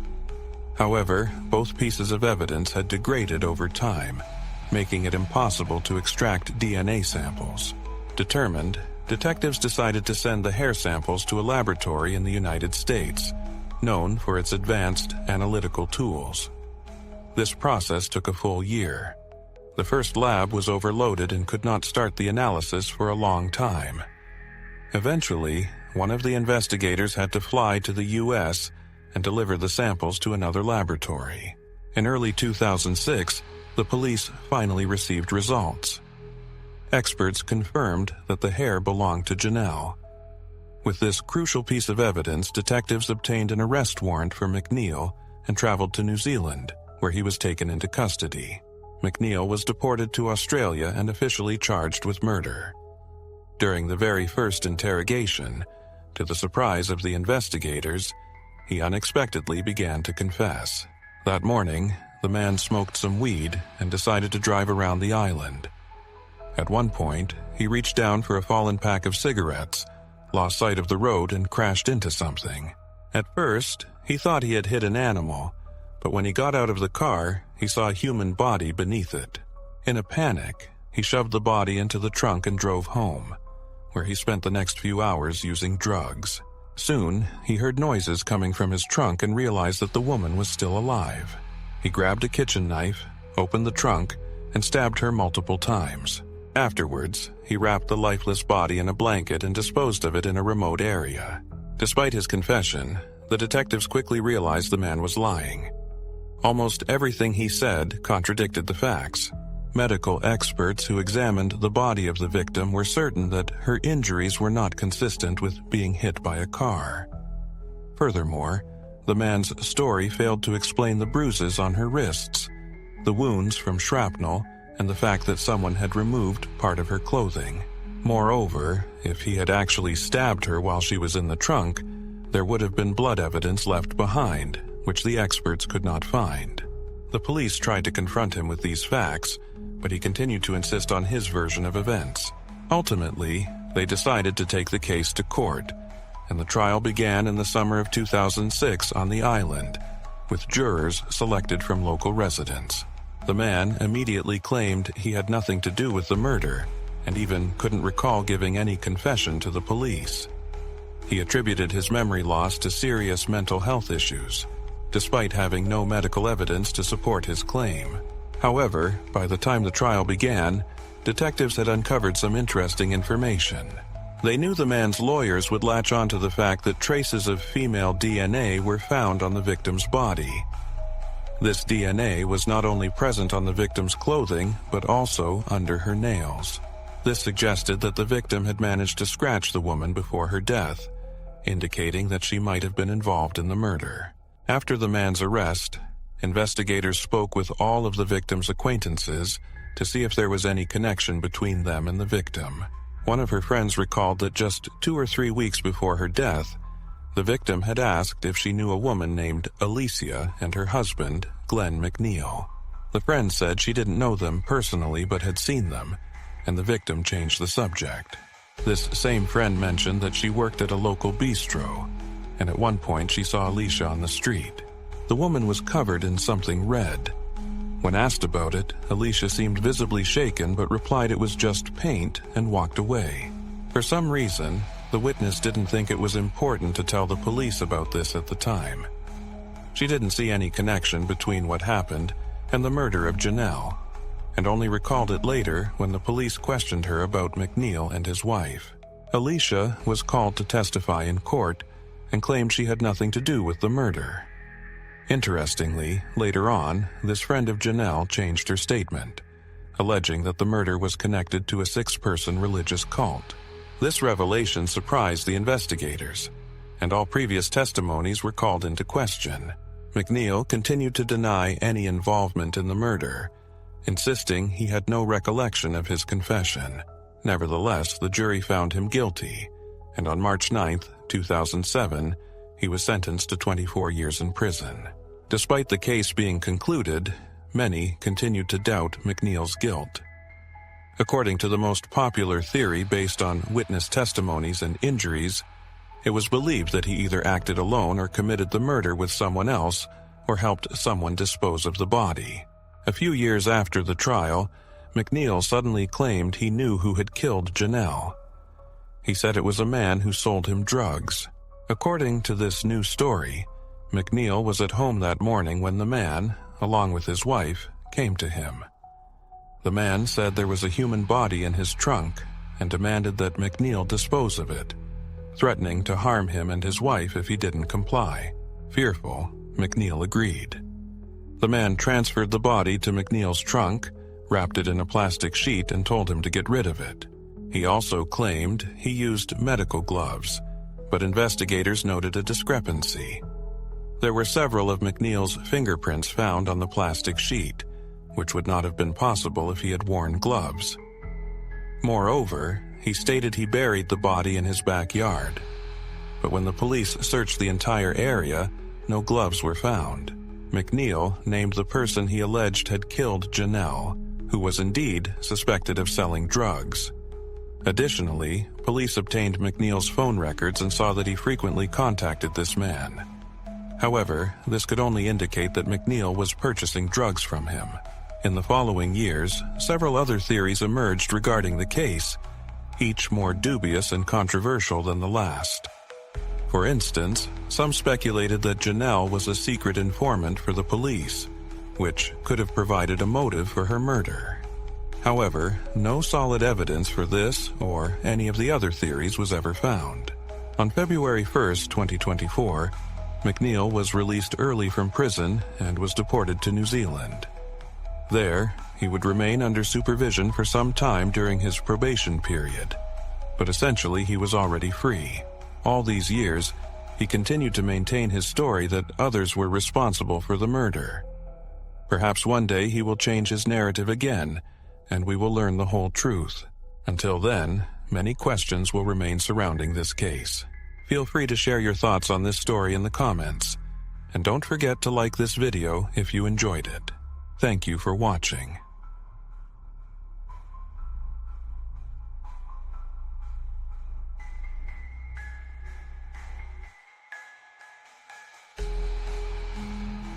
A 17-year-old girl vanished under mysterious circumstances while heading to her part-time job. For the next few months, police and dozens of residents from her small town searched for her, but it was as if she had vanished into thin air.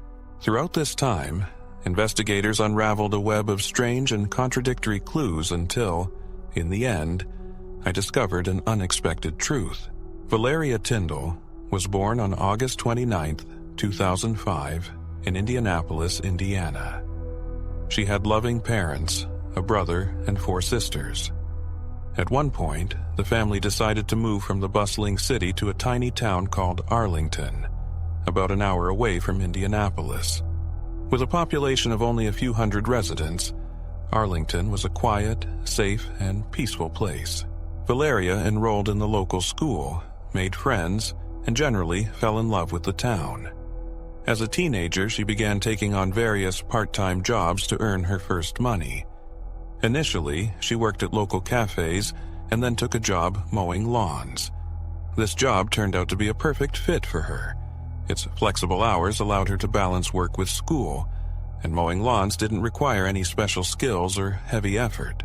In 2023, when Valeria was 17, she was focused on her grades to get into a good college for veterinary studies. She loved animals and had been considering this profession since childhood.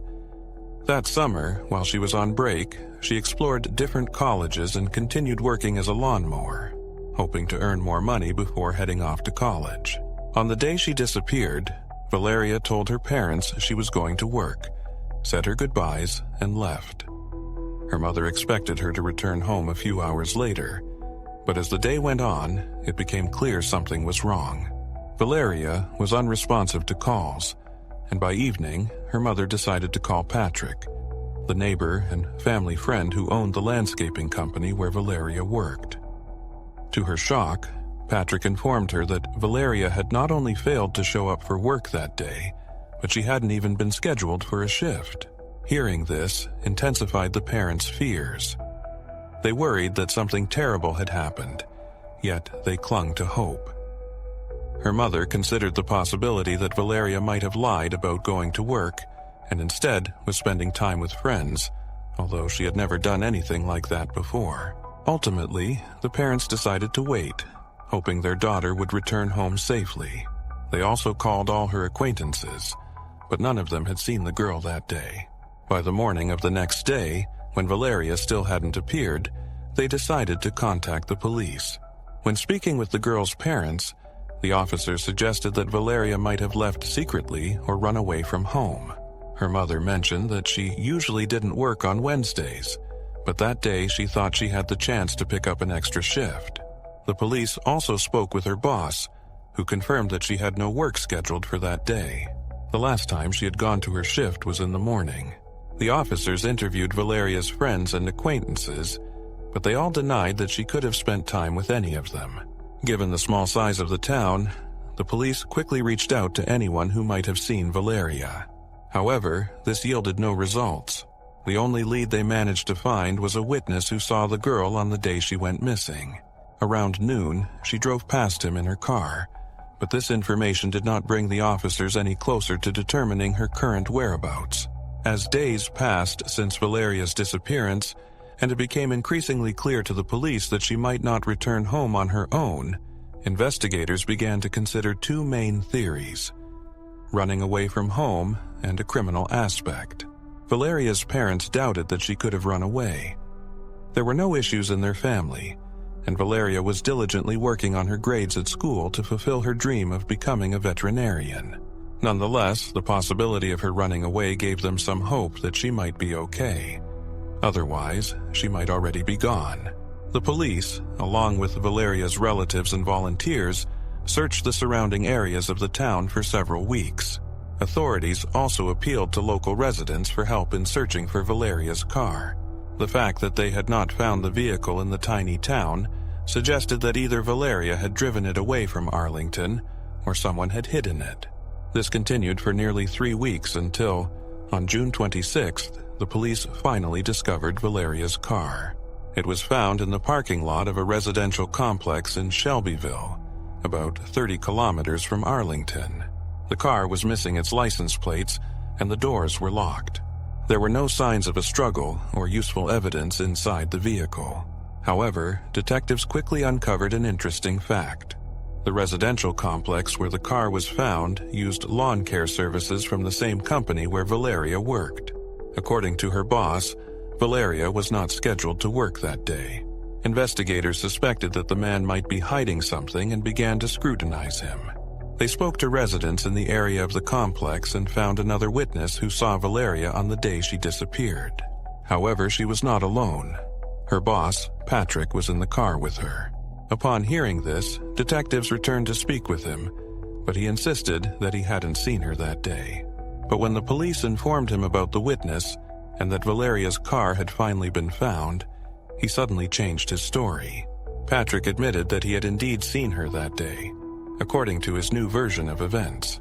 They met in Shelbyville, after which Valeria asked him to drive her to a town called Gammer, a few kilometers from Arlington. She said she was planning to run away from home and that someone would be waiting for her there.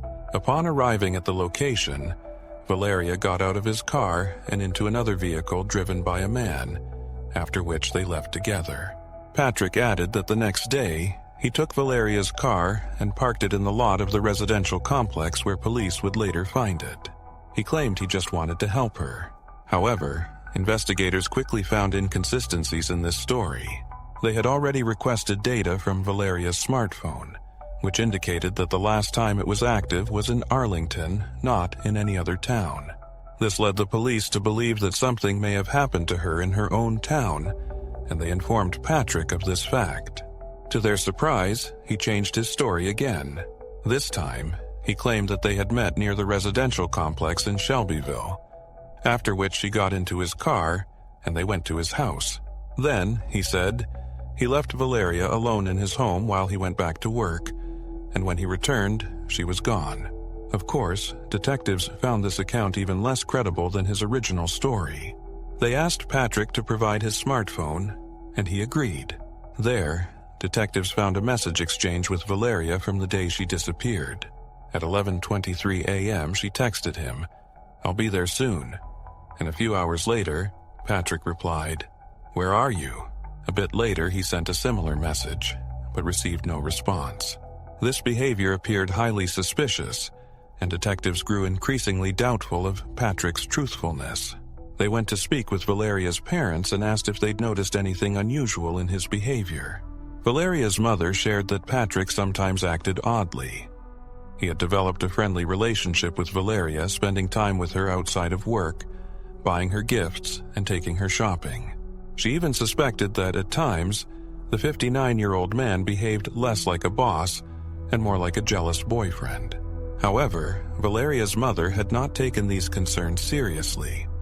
Patrick was a family friend, and Valeria was friends with his daughter. She assumed he was simply being supportive. Nevertheless, one particular incident stood out to her as suspicious. Once, Patrick invited Valeria to an aquarium in a nearby town. Her parents allowed her to go, thinking Patrick would bring his whole family. However, it later turned out that he went there only with Valeria, which her parents found odd. Valeria's mother also recalled that on the night of June 7th, Patrick and his wife came to their home, suggesting that Valeria might have run away and would not return. In addition, she mentioned another detail that caught the detective's attention. She explained that Patrick had been tracking Valeria's location via a special app, supposedly for work purposes. Detectives immediately noted one detail. If Patrick could access her location through the app, why did he send her multiple messages asking, "Where are you?" on the day she disappeared?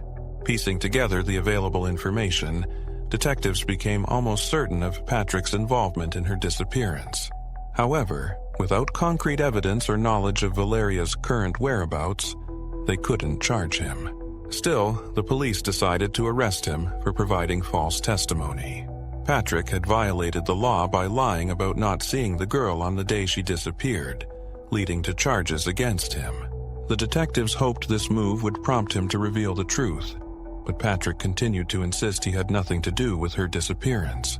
The investigators then focused on obtaining a search warrant for his home, but the lack of direct evidence meant this process stretched on for months.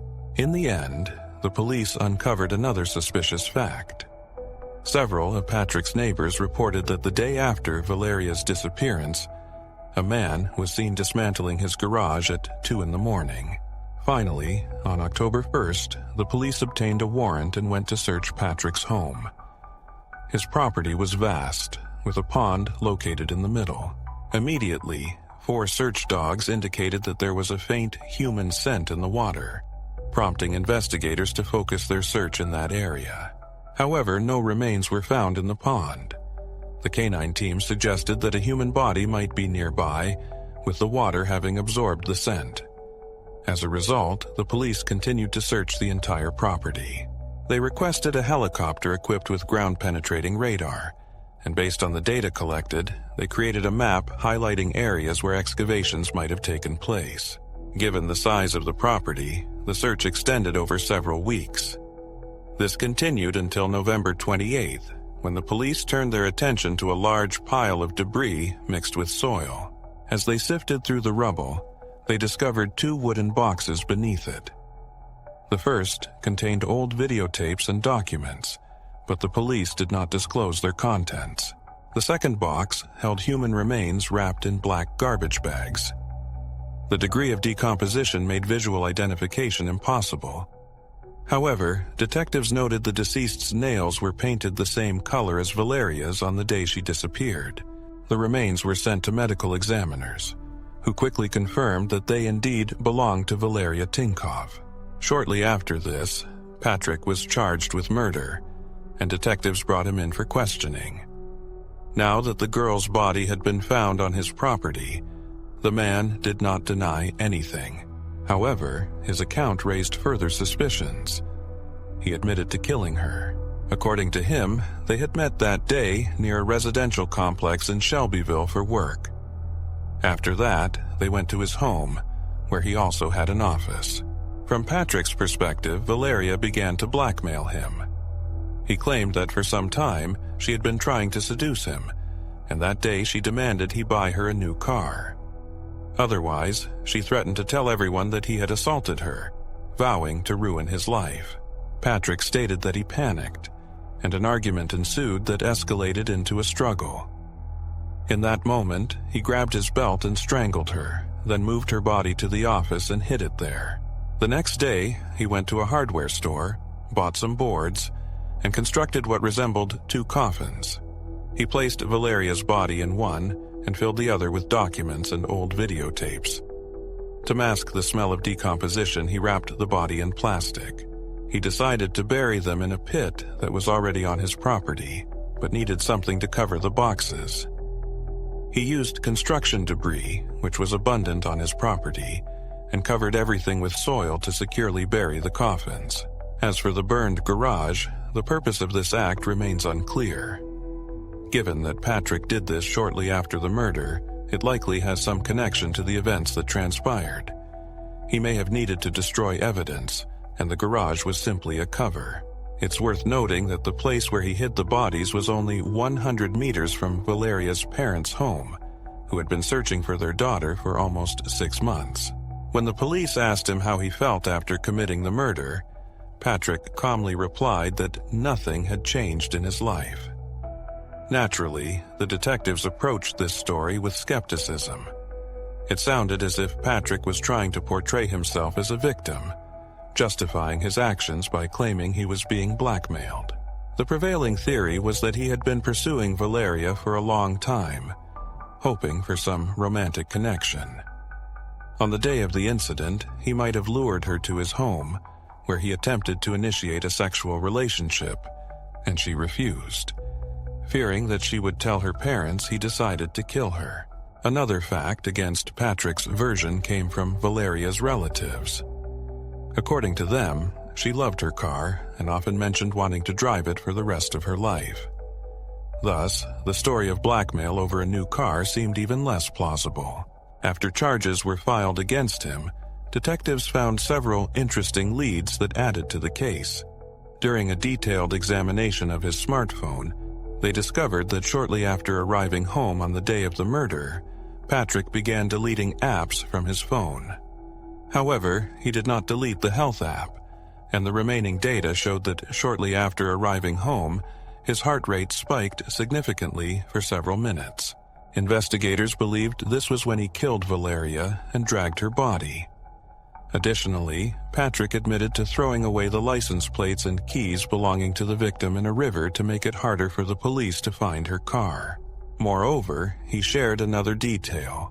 After killing Valeria, he calmly put on his watch again and continued to wear it as if nothing had happened. The victim's parents were shocked to learn that their neighbor and friend was a murderer.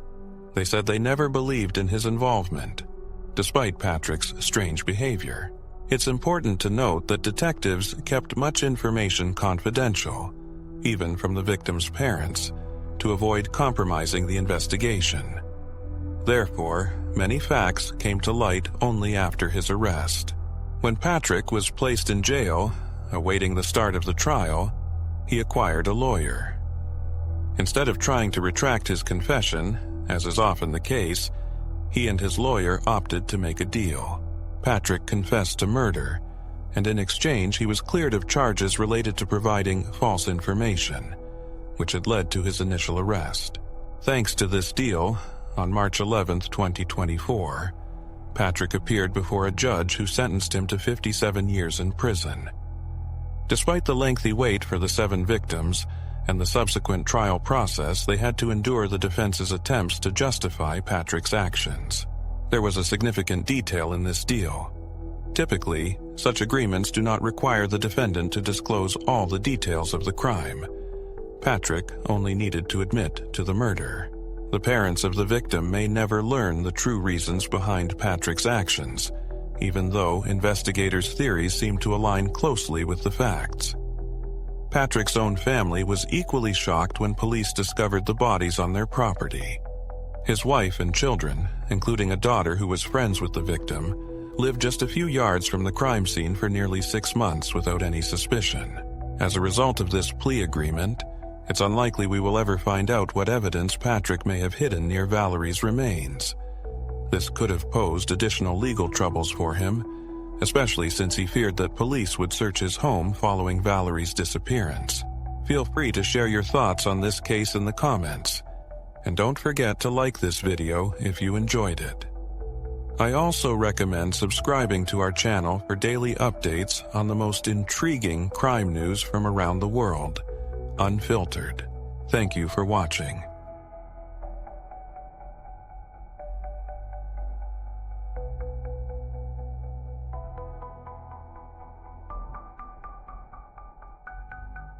A young woman who had just graduated from high school stepped out of a shopping mall and vanished without a trace. The search for her quickly involved police, friends, and anxious residents of the town. Before long, investigators uncovered a chilling series of events that ultimately led to a shocking conclusion, one that would shake not only their town but the entire country. Lauren Steele was born on April 1, 1933, in the small American town of Wayland, Massachusetts. She grew up in a loving family as the only child. When she was 6 years old, her parents decided to divorce, but her father remained in town and continued to play an active role in her life. One day, Lauren and her father went to a nearby area to help with the aftermath of a severe storm. Despite her young age, she assisted in cleaning up the chaos alongside him. In elementary school, Lauren was an active athlete. She started with soccer, then became interested in tennis, achieving significant success in both sports. However, her true passion lay in singing. She joined the school choir and performed at various events. In high school, Lauren took a part-time job at a clothing store located in the local shopping mall. After graduation, she planned to attend university in North Carolina and wanted to save some money before leaving. Lauren graduated high school in the summer of 2011 at the age of 18. After finishing her studies, she spent much of her free time with her parents and friends, wanting to make the most of her last months at home before her big move. On the morning of July 3rd, she headed to her shift at the mall as usual. Before her shift, Lauren had arranged to meet up with friends right after work and promised to call them. At around 7:30 p.m., Lauren finished her shift, said goodbye to her colleagues, and left the shopping center. Her friends were expecting her call, but for some reason, Lauren didn't reach out to them. They began texting her and trying to call, but there was no response. This was unusual, as they were always in touch with each other. Initially, her friends thought Lauren was just busy and would get back to them sooner or later. Soon, her father began to worry because Lauren was supposed to stop by after her shift but never showed up. His calls went unanswered, and after some time, he reached out to Lauren's friends. Hearing that they hadn't seen her all evening and that she hadn't been in touch, he decided to contact the police immediately. Since the town was quite small, Lauren's parents couldn't think of any place their daughter might be. The fact that she hadn't met up with her friends or responded to any calls made them seriously consider that something terrible might have happened. The local police department promptly initiated a search. Around the same time, Lauren's friends reported that one of them had spotted Lauren's car near a beach by the local lake. Officers arrived at the location and indeed found her red vehicle. However, Lauren was nowhere to be found. Inside the car were her handbag, phone, and laptop, but the windows were rolled down. Everything seemed extremely suspicious. Friends and family insisted that Lauren would never leave her belongings in such a state. Her father, in a panic, rushed to the beach and waded into the water, fearing his daughter might be there. Police searched the vehicle, but found no signs of struggle, blood, or other evidence. They then began to scour the area around the beach, but Lauren was still missing. The only clue they discovered was Lauren's car keys, which had been tossed into a nearby storm drain, as if someone had deliberately discarded them. By this time, friends had gathered at the beach, and detectives spoke with each of them. They mentioned that Lauren had a former boyfriend, Nathaniel, with whom she had broken up a few months earlier. Friends noted that he had been struggling with the breakup, prompting the police to check on him. The detectives asked Lauren's friends if they thought Nathaniel could have harmed her, but they all unanimously denied that possibility. They insisted that Nathaniel loved Lauren and would never hurt her. Later that night, detectives went to talk to Nathaniel, who claimed he had been home all evening. His mother corroborated his story, stating they had watched a movie together that night. Consequently, the police ruled Nathaniel out as a suspect and focused their efforts on searching the area near the beach. Family members and dozens of other townspeople joined the search. Lauren's friends spent the night at the beach, hoping for a miracle that she would somehow reappear. Meanwhile, police continued to analyze the contents of Lauren's phone, where they found something intriguing. At 7:05 p.m., she had sent Nathaniel a single word: "Here."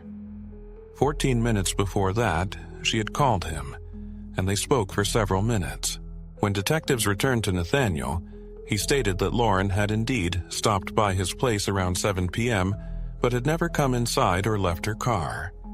They talked for about 5 minutes, primarily about their relationship, before she left. He hadn't initially thought much of this detail and hadn't mentioned it during their first conversation. His demeanor seemed completely calm, and nothing in his statements raised any suspicions. Therefore, police continued their investigation. The search efforts continued throughout the night until a call came into the police department early the next morning. A woman who had gone for a bike ride noticed something unusual while passing a small pond. Upon closer inspection, she realized there was something, or someone, in the water and immediately called the police. When officers arrived and pulled the body from the water, they discovered it was Lauren Steele. It soon became apparent that they were dealing with a homicide, as her body showed signs of struggle, and there was a noticeable cord around her neck. Lauren's body was immediately sent to the medical examiner, who confirmed that the cause of death was strangulation. Additionally, numerous defensive wounds were found on her body, indicating that she had fought back against her attacker. Police examined the area near the pond and discovered towels stained with blood, which were sent to the lab for analysis. Now that the police were dealing with a homicide, they began their search for the perpetrator. At that point, the only possible suspect was Nathaniel.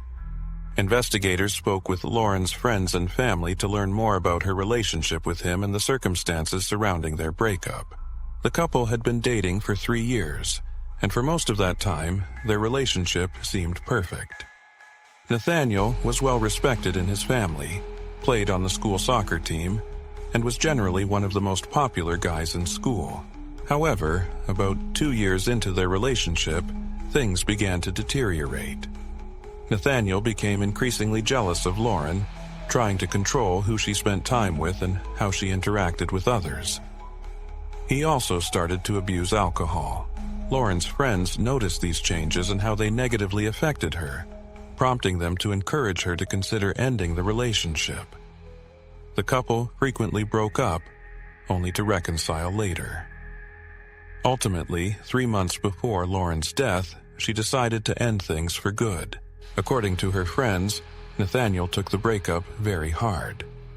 He tried to convince Lauren not to leave him, visiting and calling her, but she was resolute about not rekindling their relationship. Eventually, Nathaniel fell into a deep depression, isolating himself from friends and losing interest in soccer, which had always been his passion.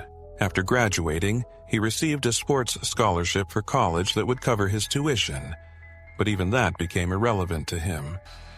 Secluding himself at home, Nathaniel began drinking heavily. His mother decided to take him to see a psychologist who concluded after several sessions that Nathaniel was indeed suffering from depression. Despite distancing himself from friends, Nathaniel did not give up on trying to restore his relationship with Lauren. One night, Lauren hosted a graduation party attended by dozens of graduates and their parents. Nathaniel showed up drunk and saw Lauren chatting with other guys.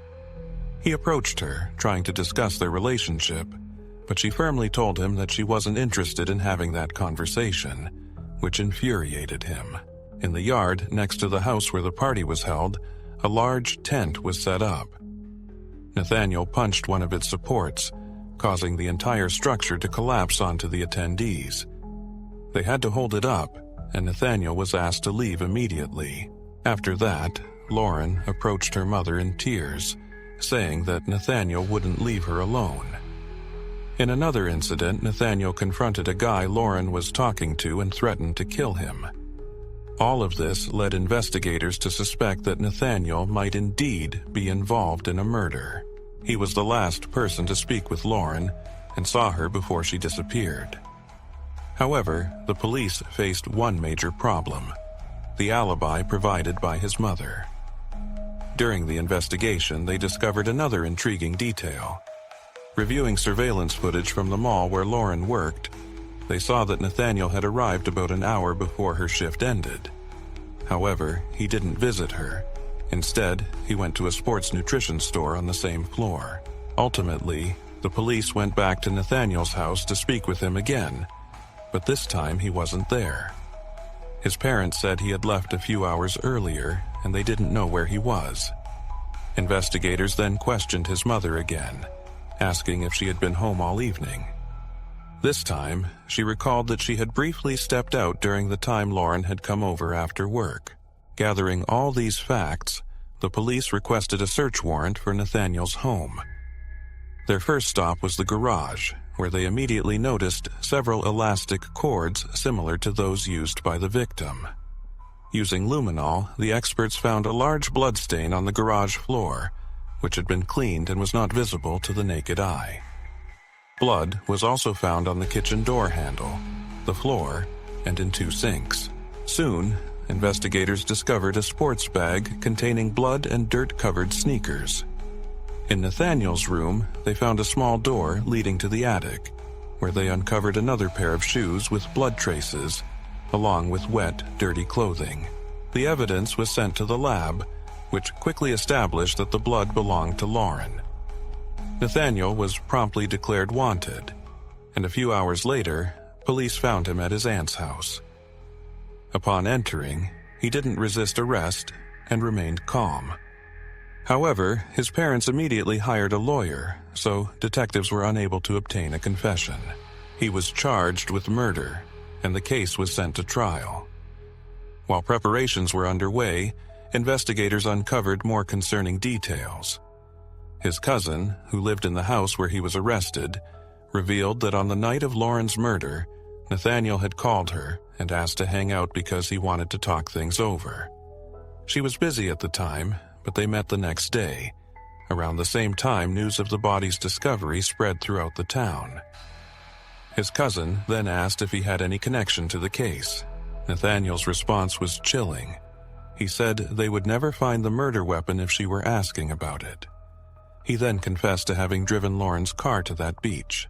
Another revelation was that Lauren agreed to meet with Nathaniel that evening only because his mother had come to her workplace and asked her to talk to him. The woman was worried about her son and hoped this conversation would help him recover from a breakup, but she could never have imagined what her son would ultimately do. While Nathaniel remained in jail without bail, his lawyer stated that they would seek an acquittal. The lawyer did not deny that his client had committed the murder. In fact, he acknowledged it. However, he insisted that at the time, Nathaniel was in a state of mental incapacity and therefore could not be held responsible for his actions. If the court accepted the lawyer's argument, Nathaniel could face involuntary treatment for several years, after which he would be released. The trial began on February 13, 1913, a year and a half after the murder. The prosecution presented their version of events, claiming that Nathaniel was fully aware of the gravity of his actions and had premeditated the murder. According to their narrative, that day Nathaniel had arranged to meet Lauren after her shift when his parents would be out of the house. Detectives also discovered that he had asked her not to come directly to his home, but to park on a nearby street.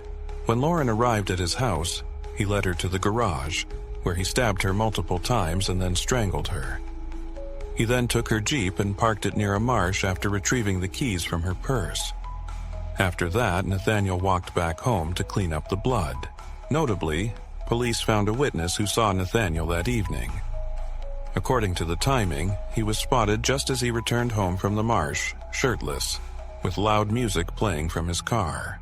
Nathaniel's lawyer did not contest that the young man had killed her, but he argued that it was the result of a temporary psychotic episode, during which Nathaniel was unable to control his actions. Several invited experts claimed that Nathaniel had symptoms consistent with schizophrenia, which could have played a role in the incident. They also pointed out that Nathaniel was an active football player and regularly took hits to the head. Finally, they asserted that the defendant suffered from depression, impairing his ability to understand his actions. Nathaniel himself told a psychologist that during the murder, he felt as if he had detached from his body and was unable to control anything. The prosecution argued that all these hypotheses were disconnected from reality, emphasizing that Nathaniel lured his victim to his home, killed her over several minutes, and then disposed of her car and the body, concealing any traces of blood and hiding his clothes. This pointed to a premeditated crime rather than a sudden, impulsive episode. As a result, the jury concluded that Nathaniel was guilty of the murder, and the court sentenced him to life in prison without the possibility of parole. Notably, after the verdict was announced, something unexpected happened. Lauren's father approached Nathaniel's parents and embraced them. He later explained his actions by saying that they too had lost their son that day. Following this, he established a foundation in memory of his daughter, aimed at preventing similar tragedies. The foundation promotes educational initiatives designed to raise awareness among teenagers about the dangers of unhealthy relationships and the unacceptability of violence in any form. In 2001, something significant occurred. The Supreme Court ruled that individuals under 20 could be sentenced to life in prison. Considering that Nathaniel was exactly 20 at the time of sentencing, theoretically, he could apply for parole someday, though no progress has been made in that direction yet. Lauren's parents reacted very negatively to this decision. Her mother stated that since Nathaniel took her daughter's life, he should not have the right to live his own. She believes he should remain behind bars for the rest of his days. Share your thoughts on this story in the comments, and don't forget to like and subscribe if you enjoyed the video. Thank you for watching.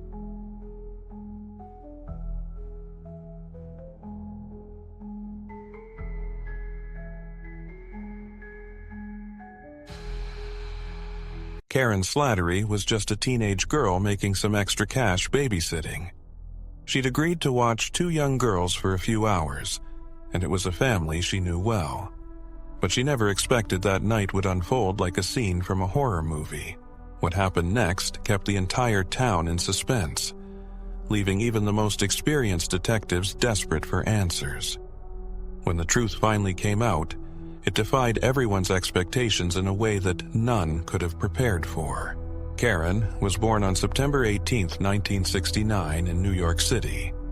Raised in a devout Catholic family, she grew up alongside her older brother with the love and support of her parents. When Karen was just a year old, her family made the big move to Boynton Beach, Florida, seeking a quieter life along the coast. There, she began attending a local Catholic school and quickly took an interest in sports like swimming, gymnastics, and softball. Living close to the ocean meant frequent beach days with friends, where they soaked up the sun and splashed in the warm waves. A few years after their move, Karen's younger sister was born. The two grew inseparable, with Karen's little sister looking up to her, sharing her interests, and following her example in almost everything. By the time Karen was 14, she had entered high school, which offered a babysitting program for students. This initiative allowed parents in the community to arrange childcare directly through the school, and the participating students received training and guidance beforehand. For Karen, it was a perfect way to earn her first paychecks, combining her love for kids and her experience caring for her younger sister. Karen quickly became one of the most popular babysitters, with families and children alike thrilled to have her watch their kids. Alongside her babysitting, she was excelling in swimming, and she dreamed of securing a sports scholarship for college. On March 24, 1984, Karen agreed to babysit for two young girls whose family regularly hired her. Although she had hoped to spend that weekend with friends, she took the job. She was saving up to visit one of her best friends, who had recently moved out of state, and knew she'd need every dollar to make the trip happen. But as the evening wore on, a simple night of babysitting took a dark and unexpected turn, one that would forever etch Karen's story into local lore. That evening, Karen's mother dropped her off at the house where she was babysitting. The parents greeted her, reminded her to lock all the doors, and then left. For the next few hours, Karen and the girls had a great time. They played various games and watched cartoons, and around 9:30 p.m., Karen tucked them into bed. After that, she returned to the living room and called her best friend. The girls discussed their plans for the next day. Karen's friend's dad had gotten them tickets to a baseball game, and they were both excited about it. Karen then called another friend who was also babysitting at the time. They shared stories about their evenings, and Karen mentioned she needed to head to the kitchen for a snack. She promised to call back in a few minutes, but her friend never received that call. As it grew late, Karen's friend assumed she had simply fallen asleep. Around midnight, the girls' parents returned home and immediately noticed something was off. The porch light was off, even though they always left it on at night.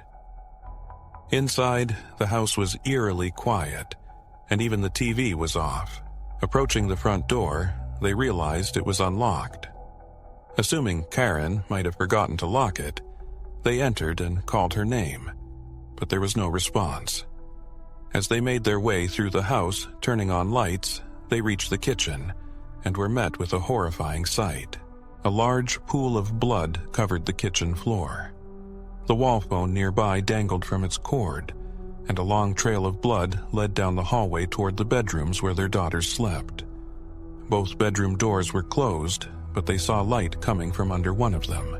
Fearing someone might be inside, the father told his wife to run to the neighbors to call the police.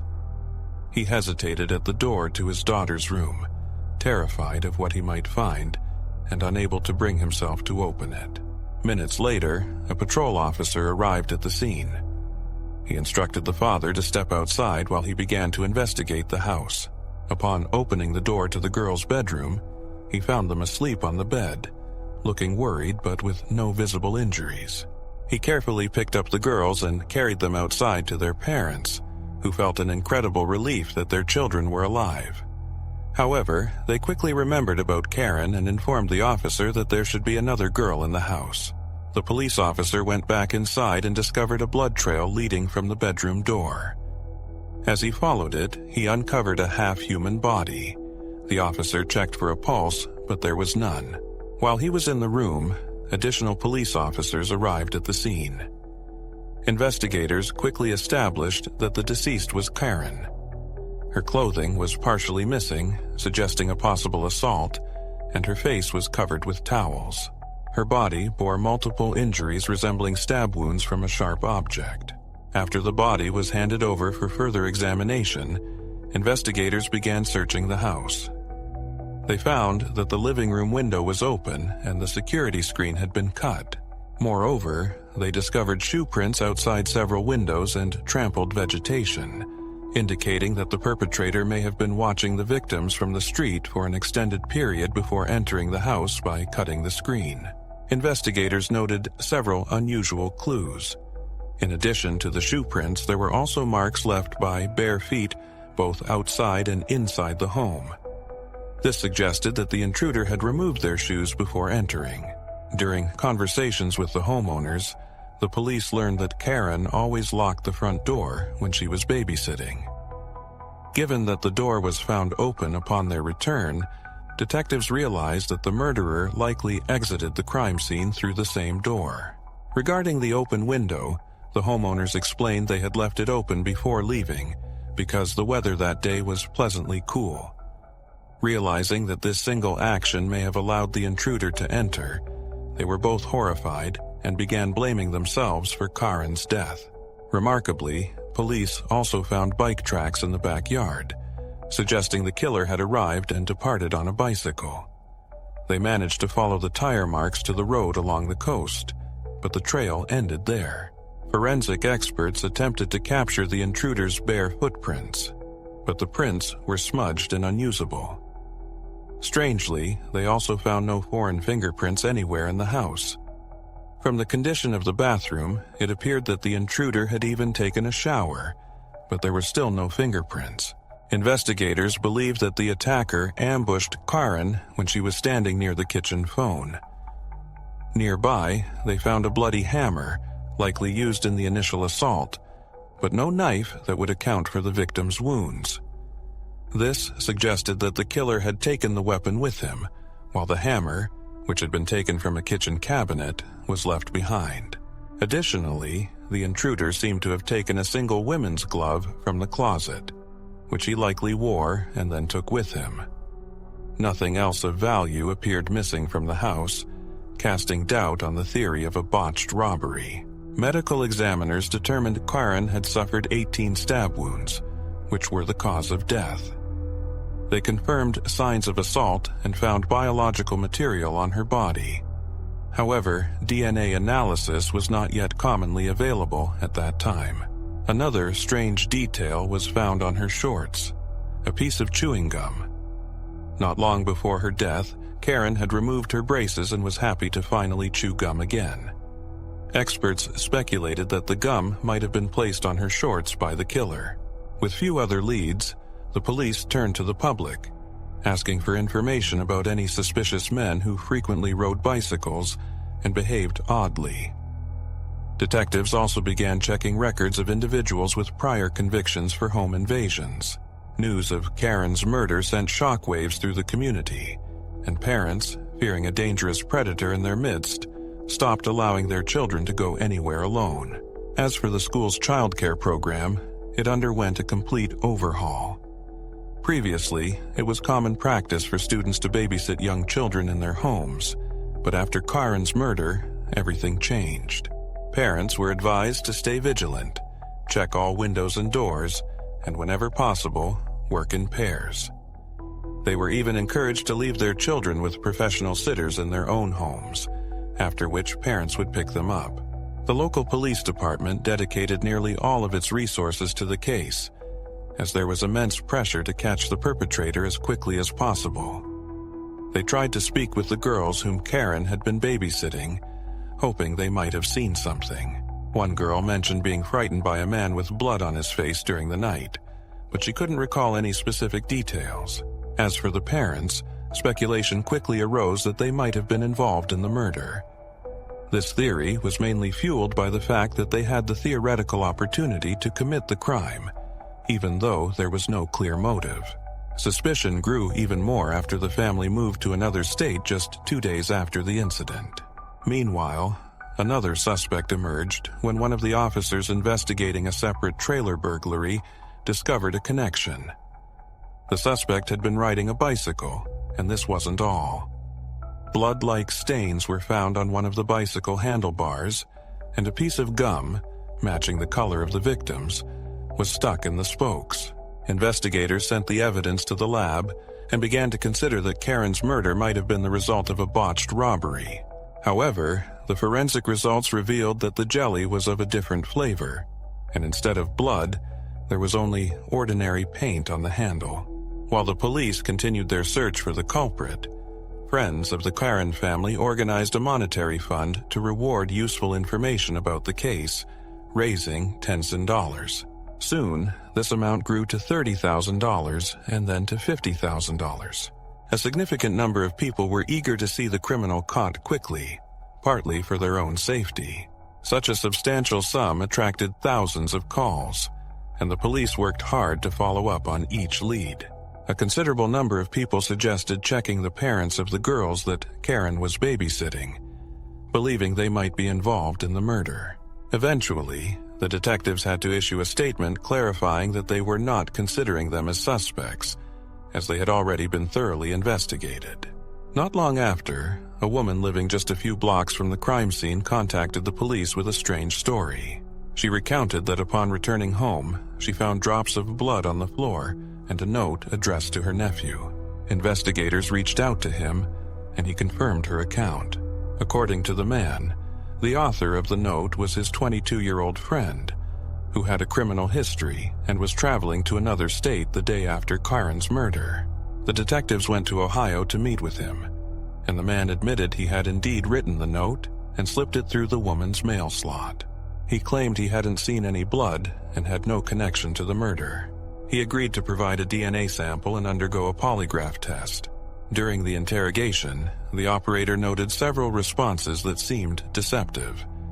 However, the man maintained his innocence throughout the entire process. In the end, lacking sufficient evidence for an arrest, the police were forced to continue their investigation. Around this time, a new, costly device appeared in the county police department, capable of reading fingerprints from surfaces 10 times more effectively than older technologies. Investigators on Karen's case requested to borrow this device and re-examine the crime scene. They indeed found dozens of new fingerprints, which experts began to analyze. Ultimately, they concluded that these fingerprints belonged to the family members and their friends. In the weeks following the murder, the police followed up on thousands of leads and scrutinized numerous suspects, but none of it yielded any results. The situation was complicated by the fact that this year had become nearly record-breaking for crime in their city. The number of murders, assaults, and other offenses had significantly increased, adding extra pressure on the police. At one point, they even advised parents to submit fingerprints of their children in case they were kidnapped, making it easier to locate them. Many people responded to this request. Since then, there had been no significant developments in Karen's case, but everything changed 2 months after the murder. On May 29th, police discovered the body of 38-year-old Georgiana Voren in her own home, just a few miles from Karen's neighborhood. The woman was found on her bed with a pillow covering her face, and a hammer lay nearby. The house also contained numerous traces of the crime, including evidence on the bed and in the bathroom, suggesting that the perpetrator had taken a shower. During the investigation, it became clear that the murderer likely entered the house through a window. Medical experts determined that the victim had suffered violence and found biological material belonging to the perpetrator. It was hard not to notice the obvious similarities between this crime and Karen's murder. They were nearly identical.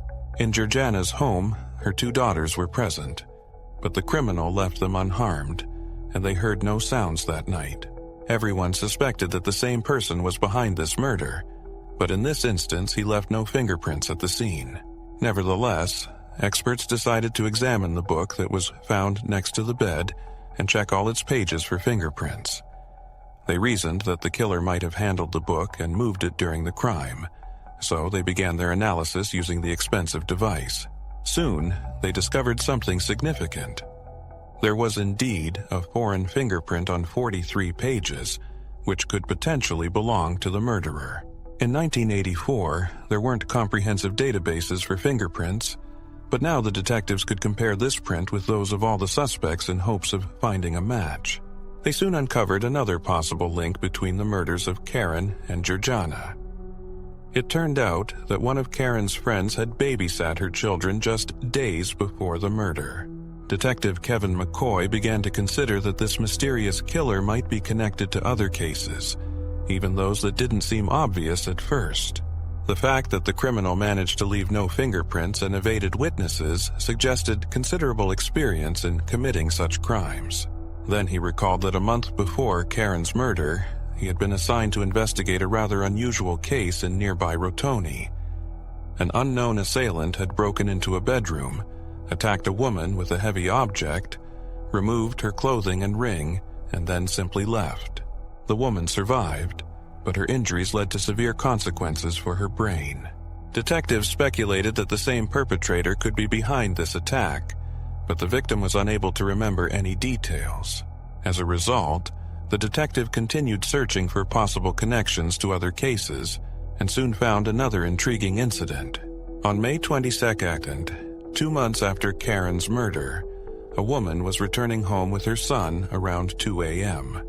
As they approached their house, they saw a man removing a security screen from the window and attempting to climb inside. The woman ran after him, and the criminal jumped on his bicycle. However, he didn't manage to escape, and they ended up grappling on the ground. During the brief struggle, the perpetrator managed to break free and jumped into a nearby canal, swimming away in an unknown direction. He left behind not only his bicycle, but also his shoes, which were found under the window, indicating he had taken them off before the homeowners returned. 2 days later, a woman from the same town awoke to a heavy blow to her head. As she opened her eyes, she saw a man running out of her bedroom. That same evening, another woman was sitting at home when suddenly a man burst into her room and began threatening her. She screamed loudly, which seemed to scare off the intruder, who simply turned and left. A similar incident occurred 4 days later when an unknown man broke into a woman's home, scaring her so much that she began to scream. The intruder fled, tripped, and fell into her pool before escaping.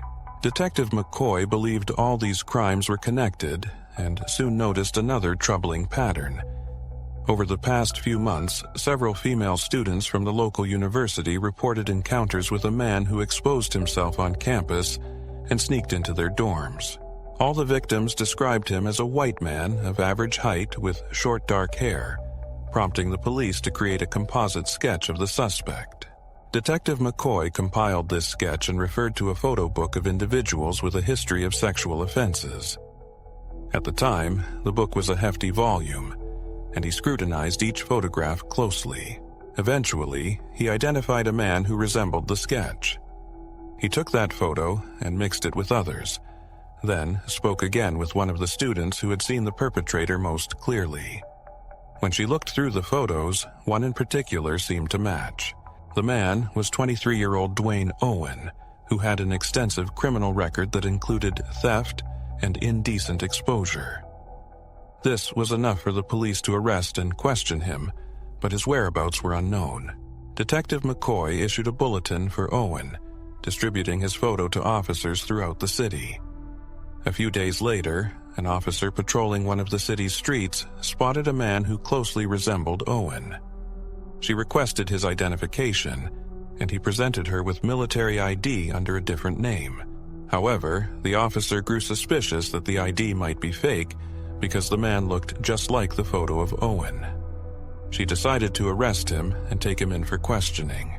After running his fingerprints against records from previous cases, the officer confirmed that she had indeed apprehended Dwayne Owen. The man was charged with using a fake identification, which led to his incarceration while awaiting trial.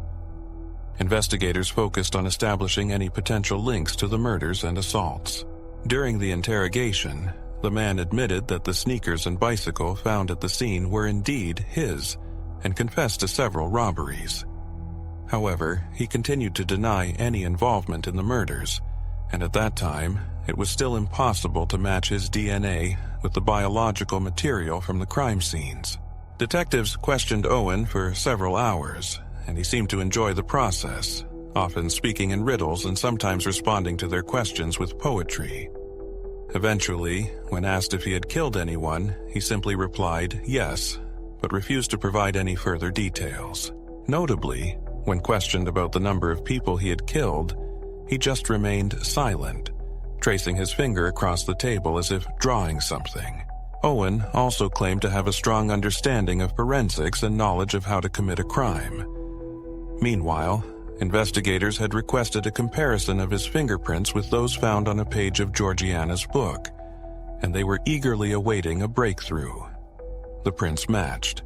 When detectives returned to the interrogation room to inform him that his fingerprint had been found at one of the crime scenes, Owen responded with a smile, saying, "I must have touched that silly book or laid on the bed."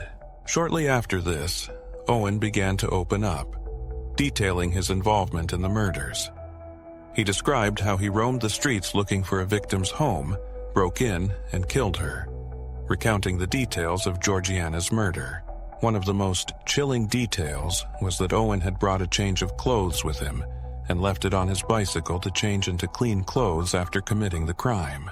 Despite this, Owen still refused to confess to the murder of Karn, and the police were unable to connect him to any physical evidence. Then, one of the detectives decided to bluff.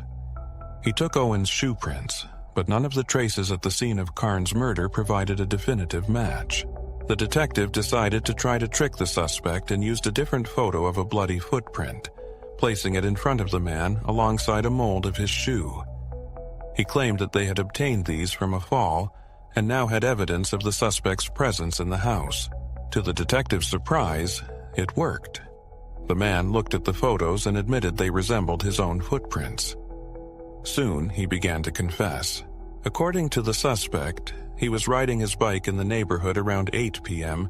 when he spotted a woman named Carnaze through her window and decided to kill her.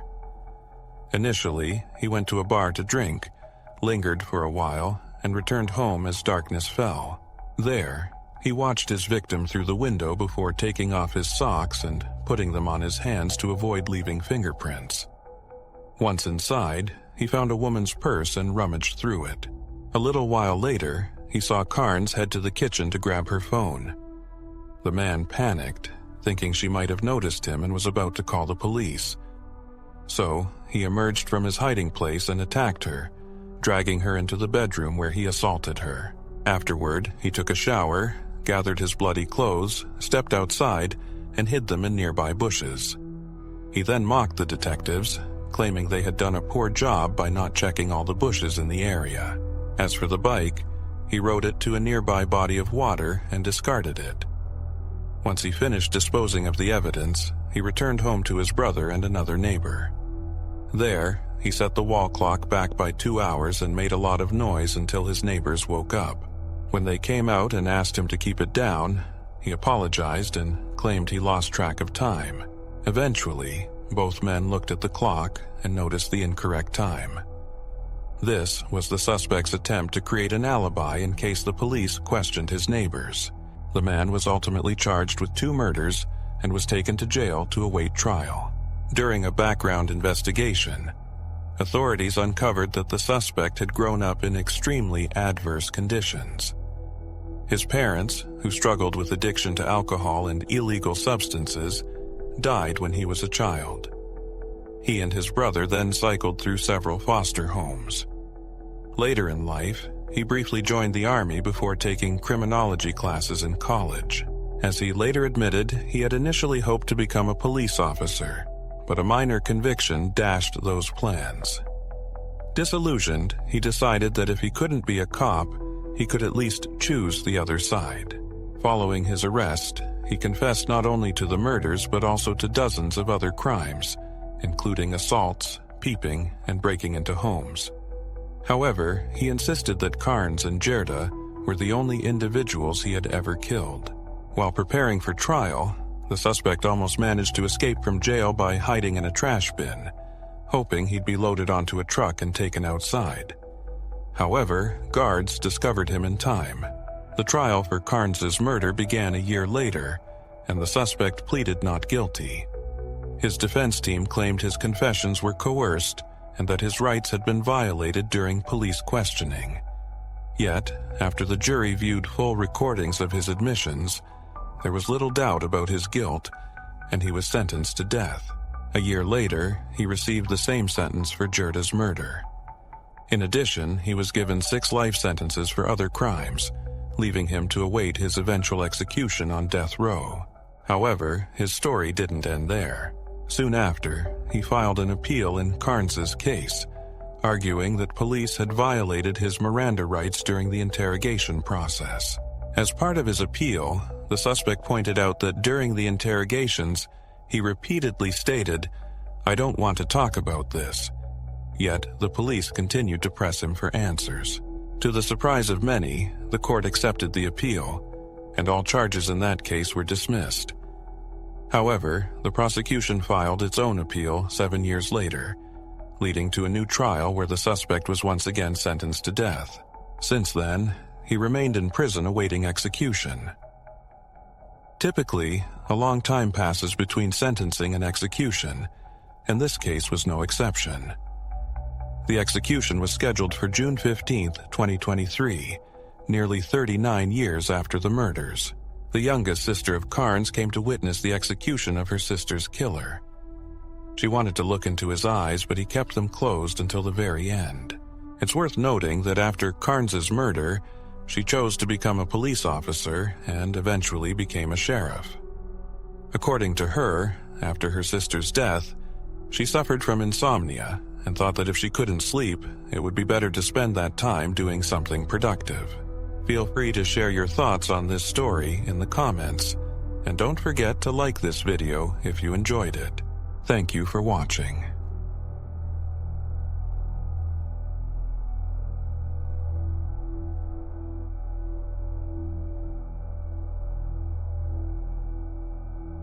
A girl went out to celebrate a birthday and vanished without a trace. During the investigation, police uncovered a series of alarming facts, but they were unable to make any progress in solving the mystery. This continued for over 20 years until detectives decided to take an unusual and risky step. To uncover the truth, they organized an extensive undercover operation, reminiscent of what you might see in detective films. Amid this complicated and perplexing story, they eventually managed to crack the case, and the truth finally came to light. Michelle Braithwaite was born on June 2, 1981, in a small Australian town called Galgong. With a population of around 2,500, the town was remote and characterized by a quiet, laid-back lifestyle. Everyone in Galgong knew each other, and due to its isolation, very few outsiders ever visited. Michelle lived there with her parents and 2 older brothers. She attended the local school, where she had many friends, enjoyed playing basketball, and aspired to become a veterinarian. She had a deep love for animals and even owned her own horse. In addition to this, Michelle dreamed of having a large family one day, hoping to have 6 children. In '99, when she was 17, Michelle dedicated most of her time to studying, striving for top grades to make her future application to veterinary school easier. On February 26th, Michelle planned to attend a friend's birthday celebration at her house, after which she intended to stay overnight at another friend's place since her own home was quite far away. That evening, her mother drove her to her friend's house, as Michelle did not have a car. Michelle said she would see her friend the next morning, and they exchanged goodbyes. The following day, when Michelle's mother woke up, she noticed her daughter had still not returned home. At first, she thought Michelle was just sleeping in at her friend's place, but as the hours passed, her concern grew. Since Michelle did not have a mobile phone, her mother began calling her friends around noon. Eventually, she found out that Michelle had left the party around 12:30 a.m. with a couple who agreed to give her a ride to the city center. From there, it was just a short walk to her friend's house, but soon her mother learned that Michelle never made it there. This only intensified her worries. She considered that her daughter might have stayed overnight somewhere else and continued to call Michelle's friends, but none of them had seen her that night. By the time her mother had contacted all of Michelle's acquaintances, several hours had passed, but she still hadn't found her daughter. Ultimately, she decided to report Michelle's disappearance to the police, but faced a significant hurdle. The local police department dismissed her concerns, suggesting that Michelle was either hanging out with friends or had simply run away from home. As a result, officers refused to initiate a search, despite her efforts to convince them that her daughter would never leave home willingly. The officers remained steadfast in their position. Frustrated, the woman, along with other family members, took it upon themselves to search for Michelle. They spoke to townspeople and scoured the streets, but they could not get any closer to finding her. This continued for several days until March 2nd. That evening, a man went out for a walk with his dog along a road leading out of town. As he walked past an old railway track near a field, the man noticed something unusual in the tall grass. Upon closer inspection, he realized it was a human body and promptly reported it to the police. Officers quickly identified the victim as Michelle Braithwaite. Her clothing was partially missing, and her shirt was torn. Nearby lay the girl's backpack.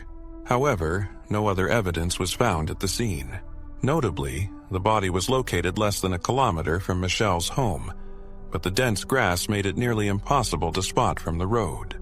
Medical experts discovered numerous abrasions on her body, and the cause of death was determined to be strangulation. They also concluded that the victim had been assaulted, but were unable to collect any biological material from the perpetrator. In her hand, experts found several strands of hair, but they couldn't extract a usable DNA sample from them.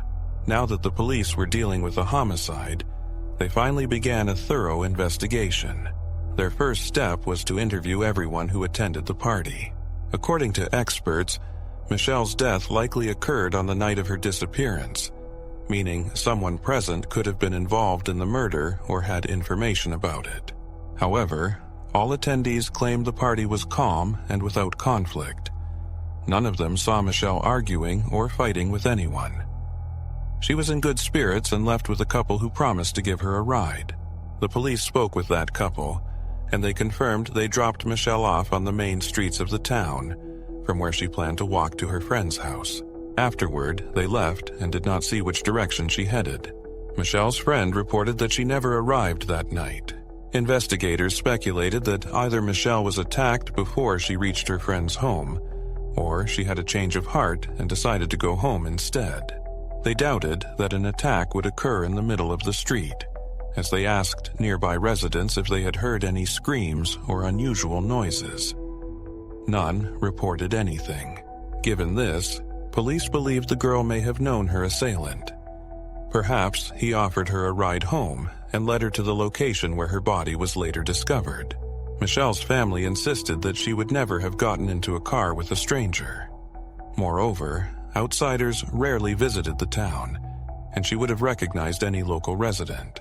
In the following weeks, police interviewed various individuals, searching for witnesses or leads. They also kept an eye on potential suspects, asking them for DNA samples. Despite the experts being unable to obtain a sample from the murderer, this information was not released to the public. Investigators hoped that with advancements in technology, they would eventually be able to obtain a DNA sample from the perpetrator connected to the victim. One of the first suspects was Michelle's ex-boyfriend. Police learned that she had broken up with him shortly before her death, and according to acquaintances, he had not taken the breakup well. However, there was no evidence against him, and investigators could not establish whether he had been in the area where Michelle was walking on the night of her disappearance. Another local resident raised suspicion by appearing too upset about Michelle's death, even though they were barely acquainted. But, like with the ex-boyfriend, authorities could not connect this man to the murder. Interestingly, a few days after the body was discovered, one of Michelle's relatives visited the site and noticed one of Michelle's earrings on the ground, which seemed odd. Police had searched the area thoroughly, but either they overlooked the shiny piece of jewelry, or the killer had initially taken it with them, but later returned to dispose of this evidence. Over the next few months, investigators compiled a list of 14 suspects, but could not link any of them to the crime. Without a DNA sample from the killer or other significant evidence, finding the culprit proved to be an extremely challenging task. All suspects voluntarily provided their DNA samples, except for one exception. A 23-year-old man named Mark refused to submit a sample, prompting investigators to scrutinize him more closely. Shortly after Michelle's death, it was revealed that Mark had been stalking a local woman for 8 months and had even broken into her home. He was accused of harassing another woman in a nearby town, where he followed her down the street, caught up to her, and began to touch her. There wasn't enough evidence in that case to charge him, but it heightened suspicion among the detectives working on Michelle's case. By that time, they had also discovered that Mark had been in the same class as Michelle's older brother, meaning he could have known the family well. Mark claimed he was downtown that evening and returned home around 1:15 a.m. Therefore, he insisted he wouldn't have had enough time to abduct Michelle, take her to that field, and kill her. However, when investigators spoke with his wife, they encountered a rather intriguing twist. She expressed uncertainty about the timeline and suggested that he could have come home much later. This prompted the police to install surveillance in Mark's home, which yielded unexpected results. It turned out that his wife had her doubts about his honesty and repeatedly questioned him about any involvement he might have had in the murder. Eventually, she convinced Mark to provide a DNA sample, but just one day before meeting with the police, he crashed his car into a tree. Investigators did not rule out the possibility that it could have been intentional. Nonetheless, Mark submitted his DNA sample a few days later. Despite his evasive behavior, investigators still lacked a suspect's DNA sample. Without it, or any substantial evidence, they couldn't arrest Mark. Since then, there had been little progress in the case. Police continued to investigate various suspects, but none of these efforts led anywhere. About a year after the murder, the victim's family decided to move to another city. They were convinced that the perpetrator was a local resident, making it difficult for them to stay in that community. In 2000, a substantial reward of $100,000 was offered for any information that could help find the killer. This attracted several new tips, but all led to dead ends. In 2002, investigators traveled to Britain to analyze the victim's belongings for any foreign DNA, but this also proved unfruitful. The case was reopened several times since then.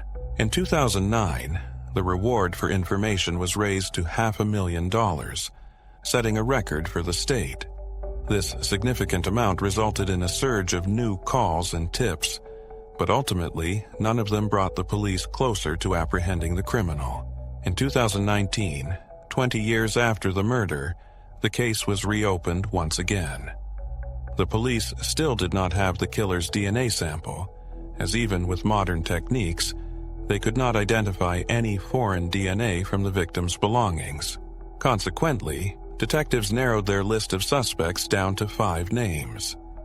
After thorough examinations of each man, they focused on 2 of them. One of these suspects was a 56-year-old man named Craig. He made the list for several reasons. First, at the time of the murder, he lived just 2 houses away from the victim. Craig moved to the area just 2 weeks after the incident. He also had an extensive criminal record, having been arrested multiple times for offenses such as indecent exposure, public indecency, and similar crimes.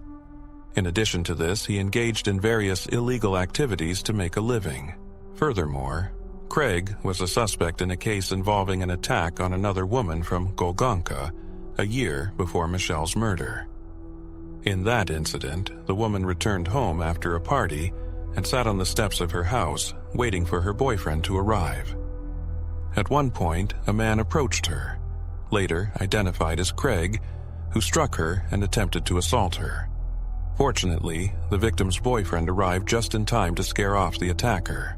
Although the woman initially reported the incident to the police, she ultimately decided not to press charges. The issue was that the chances of securing a conviction against Craig were quite low at that time, as her testimony alone would not be sufficient. For the investigators in Michelle's case, Craig was the prime suspect for the role of the murderer, but they needed a confession from him. So, detectives decided to take a bold and risky step. They organized an undercover operation. Given Craig's history of various criminal activities, investigators set up a fake criminal group that approached him, claiming to have serious connections, including ties to people within the police force.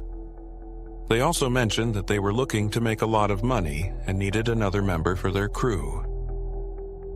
Craig expressed interest in this proposition and was brought into the gang. Over the next few months, the undercover operatives worked diligently to gain the suspect's trust. They frequently emphasized that as a family, they needed to have absolute trust in him. Otherwise, Craig wouldn't be included in the bigger operations. During this time, the group carried out a series of crimes, but the police did not uncover any solid information related to Michelle's case. It's possible that all these events were orchestrated, or perhaps they were small thefts that the detectives were willing to overlook in their quest to solve a murder. This went on for nearly a year before the investigators decided it was time to take the next step. The gang members told Craig that the police were interested in him due to an old murder, putting their entire operation at risk. They didn't provide any details, but over the following months they claimed that the investigators were getting closer. During one such conversation, Craig expressed his hope that they wouldn't question him about the murder of Misha Elbrat. He added that she was like a sister to him, and he had known her since she was a baby. Sometime later, Craig met another undercover officer who posed as a corrupt detective working for the gang. This officer informed Craig that a detective from a small town was actively digging into an old murder case, and they were closing in. Eventually, the detectives took their third step. They held a press conference announcing a record reward of $1 million for information related to Misha's murder. The goal was to ensure Misha's case made headlines and to increase Craig's anxiety. Notably, a man left a comment on a police department's social media post, expressing sadness that the killer had not yet been caught. Misha was like a sister to me. I feel for her family. The next day, Craig was arranged to meet the gang's leader, someone he had never seen in person. Naturally, the leader took on the role of the investigator. He told Craig that the police were interested in him regarding the murder, putting the entire gang at risk. He then asked Craig to be completely honest and confess if he was involved in any way. In that case, the leader promised to help him resolve the issue. Despite this, Craig insisted he had killed no one. During their conversation, the leader pulled out a folder of police documents related to Misha's case, including a photo of Craig's old car. In '99, shortly after Craig moved, the police had contacted him about this investigation. The very next day, his car was found burned. The leader warned Craig that they had evidence and he could be arrested at any moment. Clearly, the police materials had an effect, as the man began to confess. He recounted that on the night in question, he had gone to a friend's house before heading to downtown, where he stopped by a bar to talk with the owner. Then he claimed he left his car there and walked, but couldn't remember much after that because he had consumed a lot of alcohol. Yet, Craig admitted he had indeed killed Misha. He recalled taking her life. Understanding that such a vague confession wouldn't suffice, the leader suggested they drive to the crime scene with other gang members. Afterward, they would take him to the airport and put him on a flight out of the country. Craig agreed, and once at the location, he explained how he had dragged Misha off the road and into the brush so no one would see her body.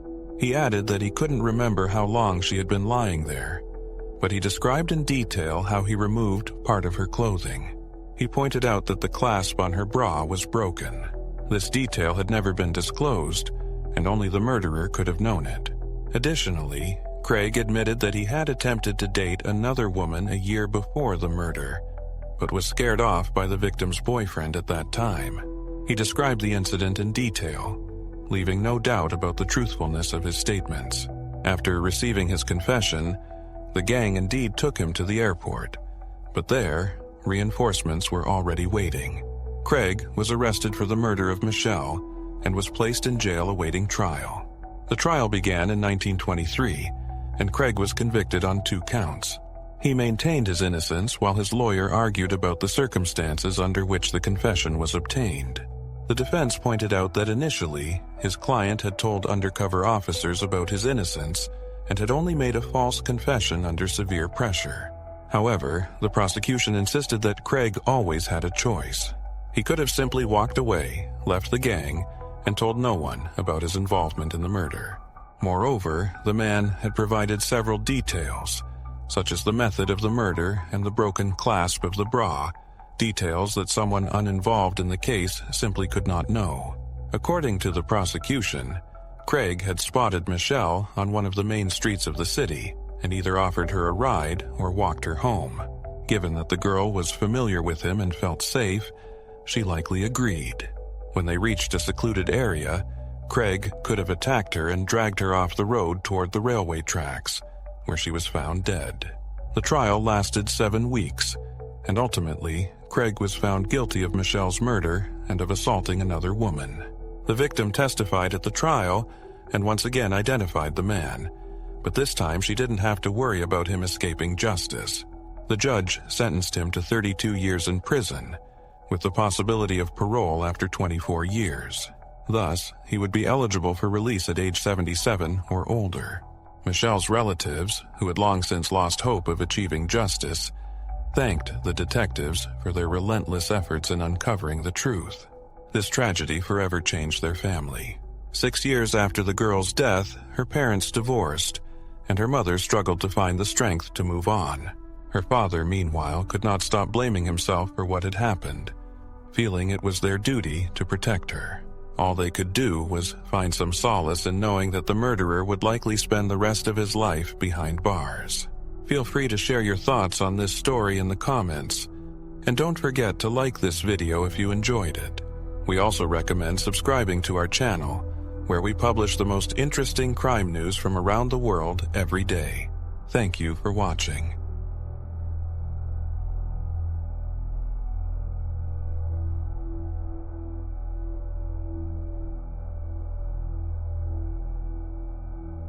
The girl left the gym and headed home. It was only a few hundred meters away, but she never arrived.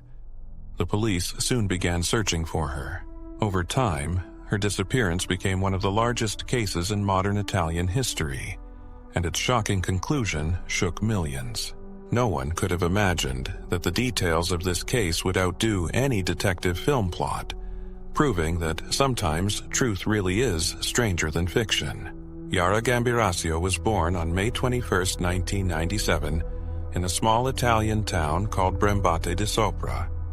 It's a quiet place near Milan with just over 7,000 residents, known for its peaceful life, historic architecture, and scenic landscapes.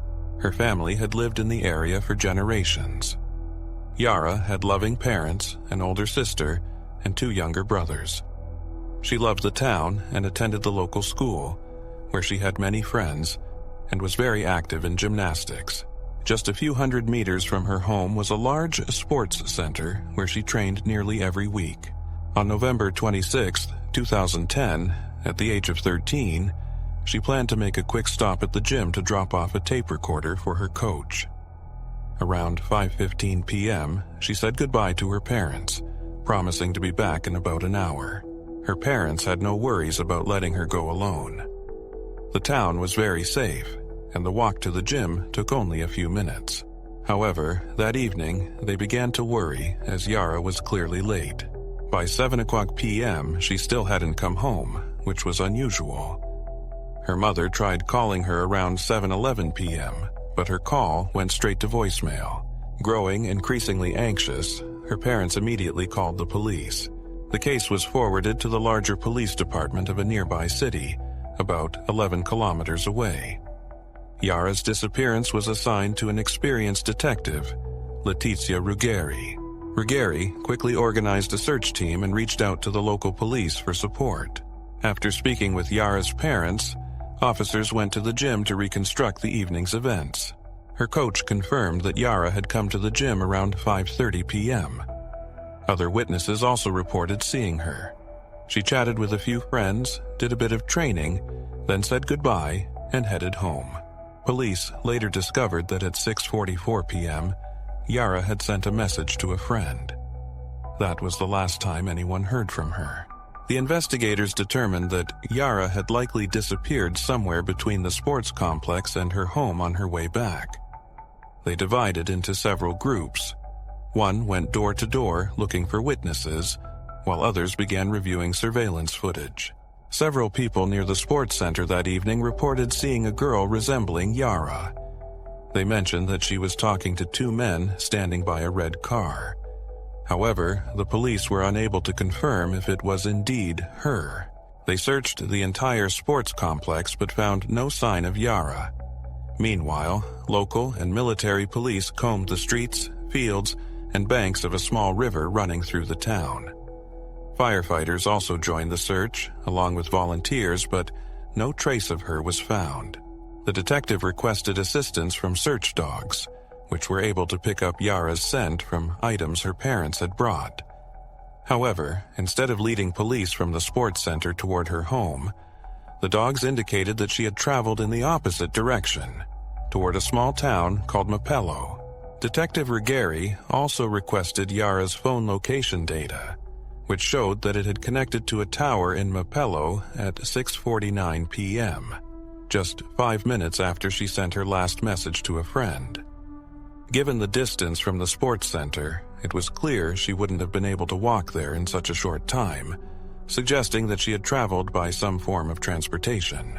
At this point, the investigation had two main theories. The first, which seemed more likely, was abduction. The second was that Yara had decided to leave home for some reason, but investigators had serious doubts about this. In her last message, she had arranged to meet a friend the next day, making it hard to believe she would suddenly choose to run away. Despite this, investigators interviewed all of Yara's relatives, but nothing indicated any issues at home. Ruggieri also organized phone taps on all family members and several dozen people connected to the girl. In a bold move, the detective requested data from mobile carriers on every phone in Mapello on the evening of Yara's disappearance. If abduction had occurred, the kidnapper's phone would have connected to the town's towers, but tracing it would still be extremely difficult. Ultimately, police gathered information on 15,000 phones that were in the area at that time. In addition to interviewing each of the suspects, investigators formed a special unit to monitor hundreds of phone numbers deemed suspicious for various reasons. Throughout this time, active searches for Yara continued in the surrounding area, but day after day, they yielded no results. Detective Ruggieri began to doubt that they would make any progress this way, and her only hope rested on the phone numbers, one of which was believed to belong to the kidnapper. In the days leading up to the monitoring, police sifted through thousands of hours of phone calls, but none were related to the girl's disappearance. This continued until the end of November, when suddenly one of the officers heard a particularly suspicious phrase. A man in a phone conversation said, "Forgive me, Lord, I didn't kill her." Investigators immediately identified this individual as Imani Fikri, a Moroccan construction worker from the town where Yara's phone signal was last detected. Police attempted to track his current whereabouts, but they encountered a problem. The team monitoring phone conversations was listening to recordings days later, as processing such a massive amount of information in real time was impossible. Fikri's call was reviewed 3 days later, by which time he was already on a ship bound for Morocco. This raised suspicions, prompting Italian authorities to intercept the vessel. They found Fikri on board, arrested him, and brought him back to Italy. Following this lead, investigators uncovered another disturbing clue. They identified the vehicle Fikri had been using and discovered a mattress in the trunk with traces of blood. The mattress was immediately sent to the laboratory, but the police encountered an unexpected twist. It appeared that the blood did not belong to Yara and was likely not even human. Furthermore, upon further examination of the recording, it became clear that Fikri had said something entirely different in his language, and the monitoring team had incorrectly translated the latter part of the phrase. After additional checks, investigators concluded that Fikri had no connection to Yara's disappearance and had to release him. By that time, the case had become one of the most talked about topics in Italy. Major media outlets regularly aired reports, and millions followed the search for the girl, hoping she would be found alive. When information about Fikri hit the newspapers, many were convinced they had caught the kidnapper, and news of his release caused both surprise and disappointment. It seemed the investigators were back at square one, with no new leads to bring them closer to discovering Yara's fate. Police continued to monitor phone conversations, search for other clues, and do everything possible, but nothing came of it. This continued for exactly 3 months until February 26, 2011. On that day, a man from a small town about 10 kilometers from Yara's home went to one of the fields to fly his remote-controlled airplane. A man encountered technical issues with his device and had to land it in a dense patch of grass to prevent it from crashing into the ground. As he approached to retrieve it, he noticed a pile of old rags nearby.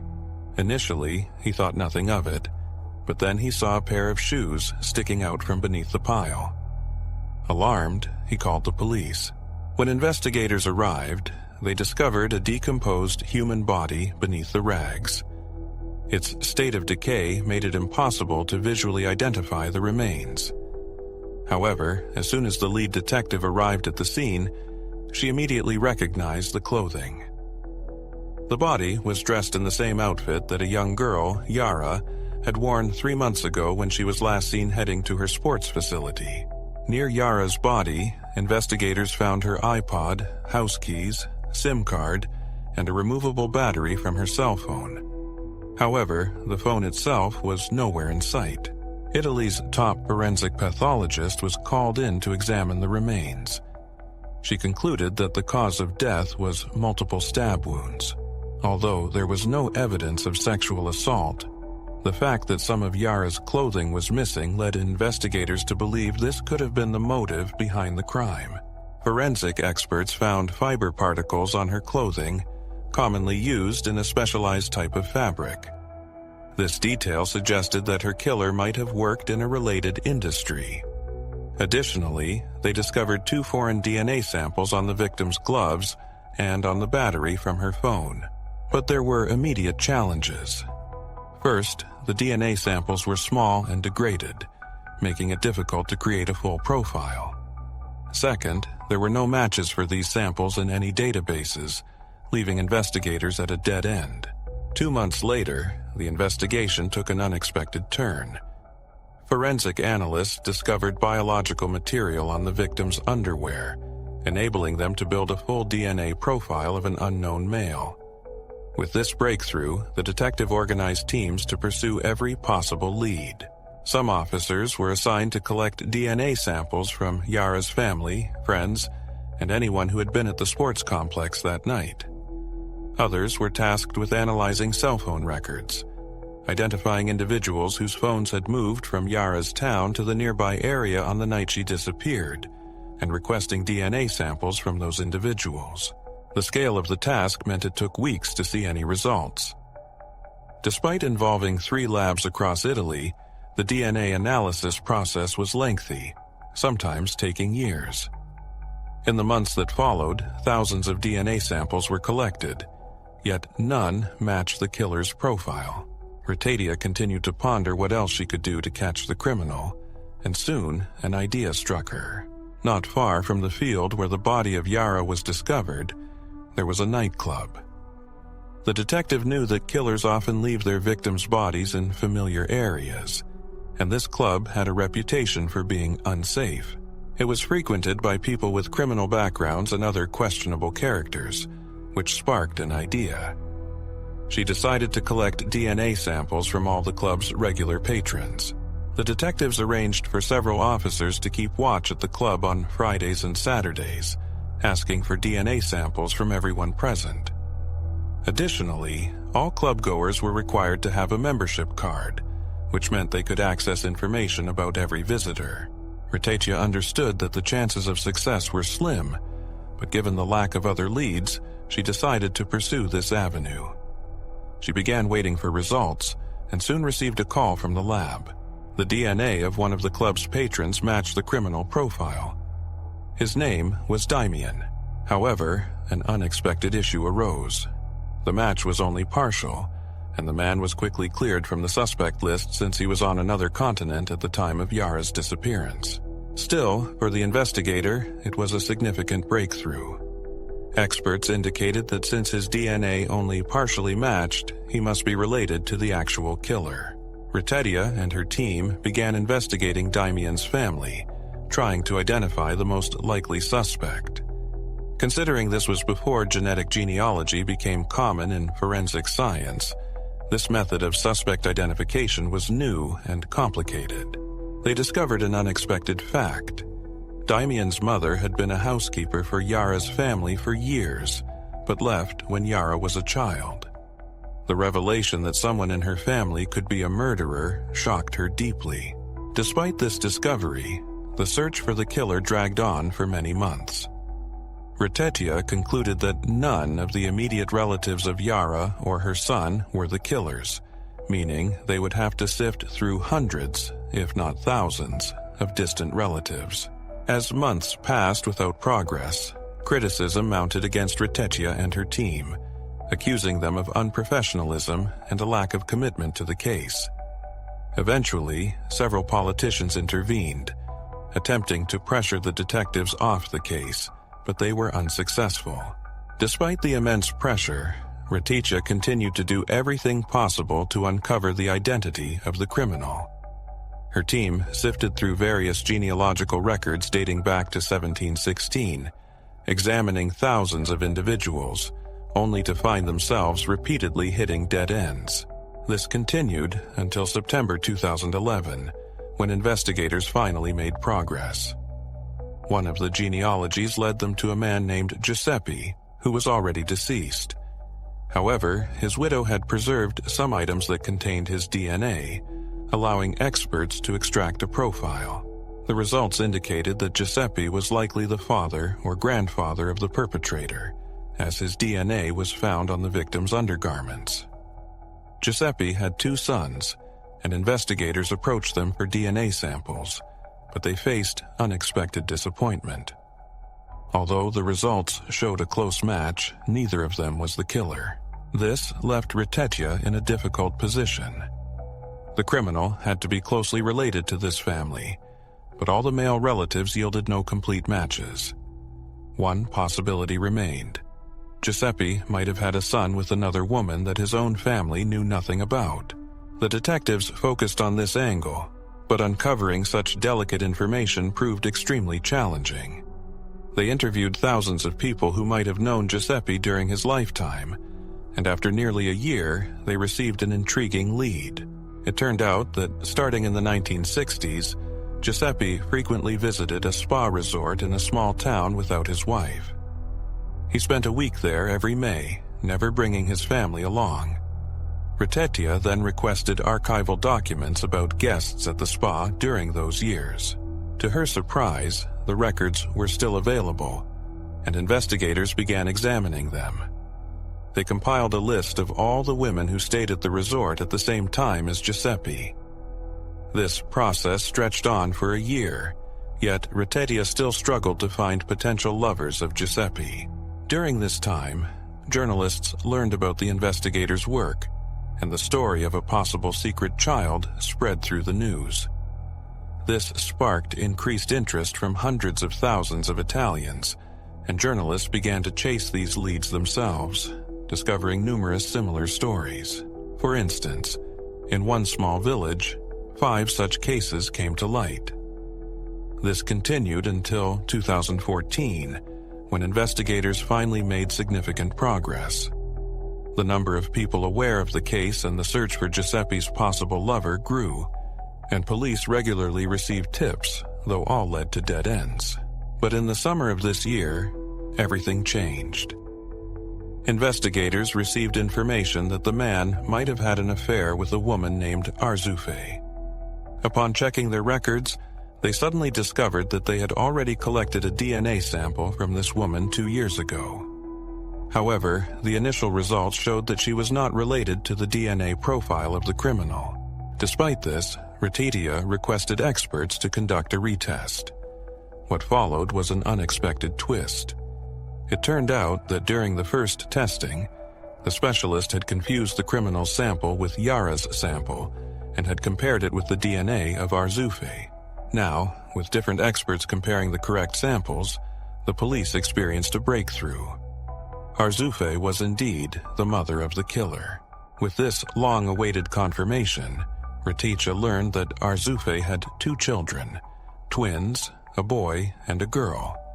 Their father was believed to be Arzoufe's legal husband, but investigators suspected that the real father was Giuseppe. Given that the killer was male, they focused on Arzoufe's son, who was 42 years old at the time of the investigation. He worked as a construction worker and lived in Marpella with his wife and 3 children, in the same town where Yara's cell phone had gone missing. Reticha quickly devised a plan to obtain a DNA sample from the man without alarming him. Finding out that he took a specific route every day, she requested police to set up a sobriety checkpoint in that area. The man, unsuspecting, blew into the breathalyzer. His sample, along with his wife's, was sent to the lab. Almost 4 years after the murder, Reticha finally received confirmation. The DNA from this individual fully matched the biological sample found on the victim's undergarments. This man's name was Massimo Bassetti, and he was arrested on June 16th. He denied any involvement in the crime and claimed he had nothing to do with it, leading the case to court. During the trial preparations, investigators uncovered several intriguing facts that indirectly implicated Bassetti. His browser history contained searches of an intimate nature related to minors.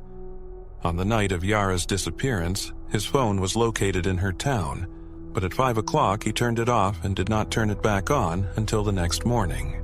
Additionally, the vehicle belonging to Bassetti was captured on surveillance footage near the sports center that same evening, just minutes before Yara's disappearance.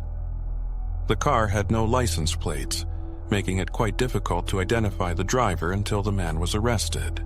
Now, investigators have confirmed that this was indeed the same vehicle seen on the website. Notably, fragments of upholstery from the seats of his car matched fibers found on Yara's body. Authorities also interviewed a witness living in Yara's neighborhood.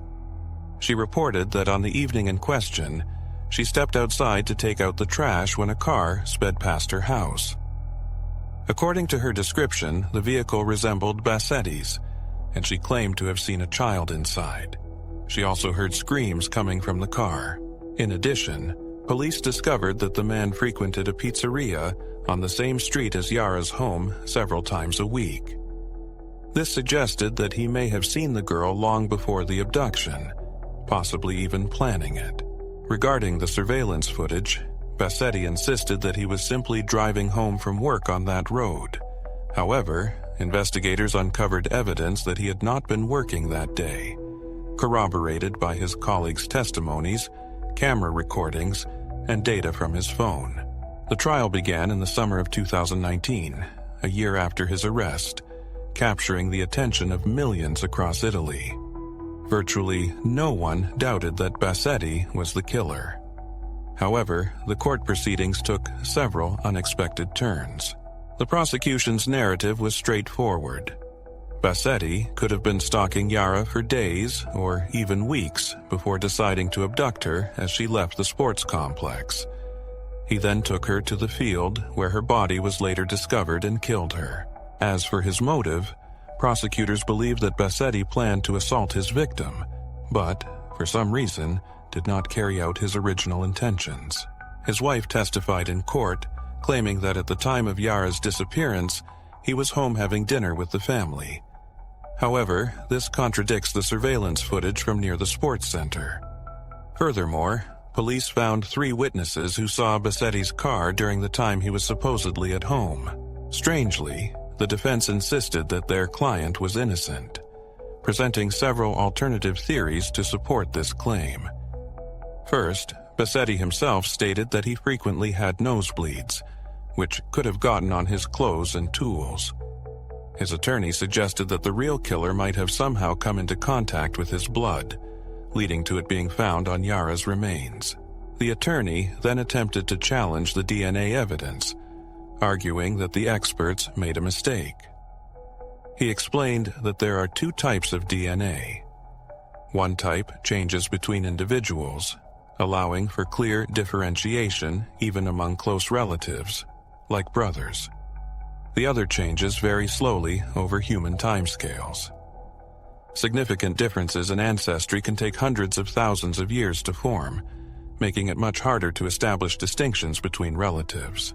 The DNA found on Yara's remains was of the second type, leading the attorney to claim that the true murderer could be any of Bassetti's relatives, either close or distant. However, the experts summoned by the prosecution prepared a report disputing this possibility, confirming that the DNA match with Bassetti's profile was beyond doubt. Yet, this was not the main argument put forth by the defense. During the trial, a previously unknown fact was revealed, creating a true sensation. The defense introduced another suspect, Yara's gym instructor named Sylvia. It turned out that after Yara's body was found, experts identified blood on her sweatshirt that matched Sylvia's. Additionally, Sylvia's father disclosed that she had returned home from the gym on the night Yara disappeared, crying for hours. Investigators also discovered that Sylvia had sent a series of text messages to her brother, which were deleted shortly after their exchange. This left the contents of those messages a mystery. Sylvia claimed she didn't remember why she had acted that way or what she texted her brother. She was also unable to explain how her blood ended up on Yara's clothing. In court, Sylvia refused to answer further questions, repeating, "I don't know." Despite the lack of clear explanations, the weight of existing evidence was sufficient to convict Bassetti. In the summer of 2016, he was sentenced to life in prison for the murder, and his attorney's appeals failed to overturn the decision. Remarkably, the day after sentencing, Bassetti's wife visited him in prison and revealed that none of their 3 children were biologically his. She confessed to having had multiple affairs. Notably, the 3rd child, Esther, was found to be the child of yet another man. Since then, Bassetti remains in prison, but the mystery of Sylvia's blood on Yara's sweatshirt still troubles many who followed the case. Some find this so suspicious that they question Bassetti's guilt and suggest that he might have been wrongly convicted, possibly due to manipulated DNA evidence. Nevertheless, this case became one of the most widely followed in modern Italian history, with the evidence reviewed meticulously by the country's leading specialists. The chances of Bassetti's innocence remain extremely low,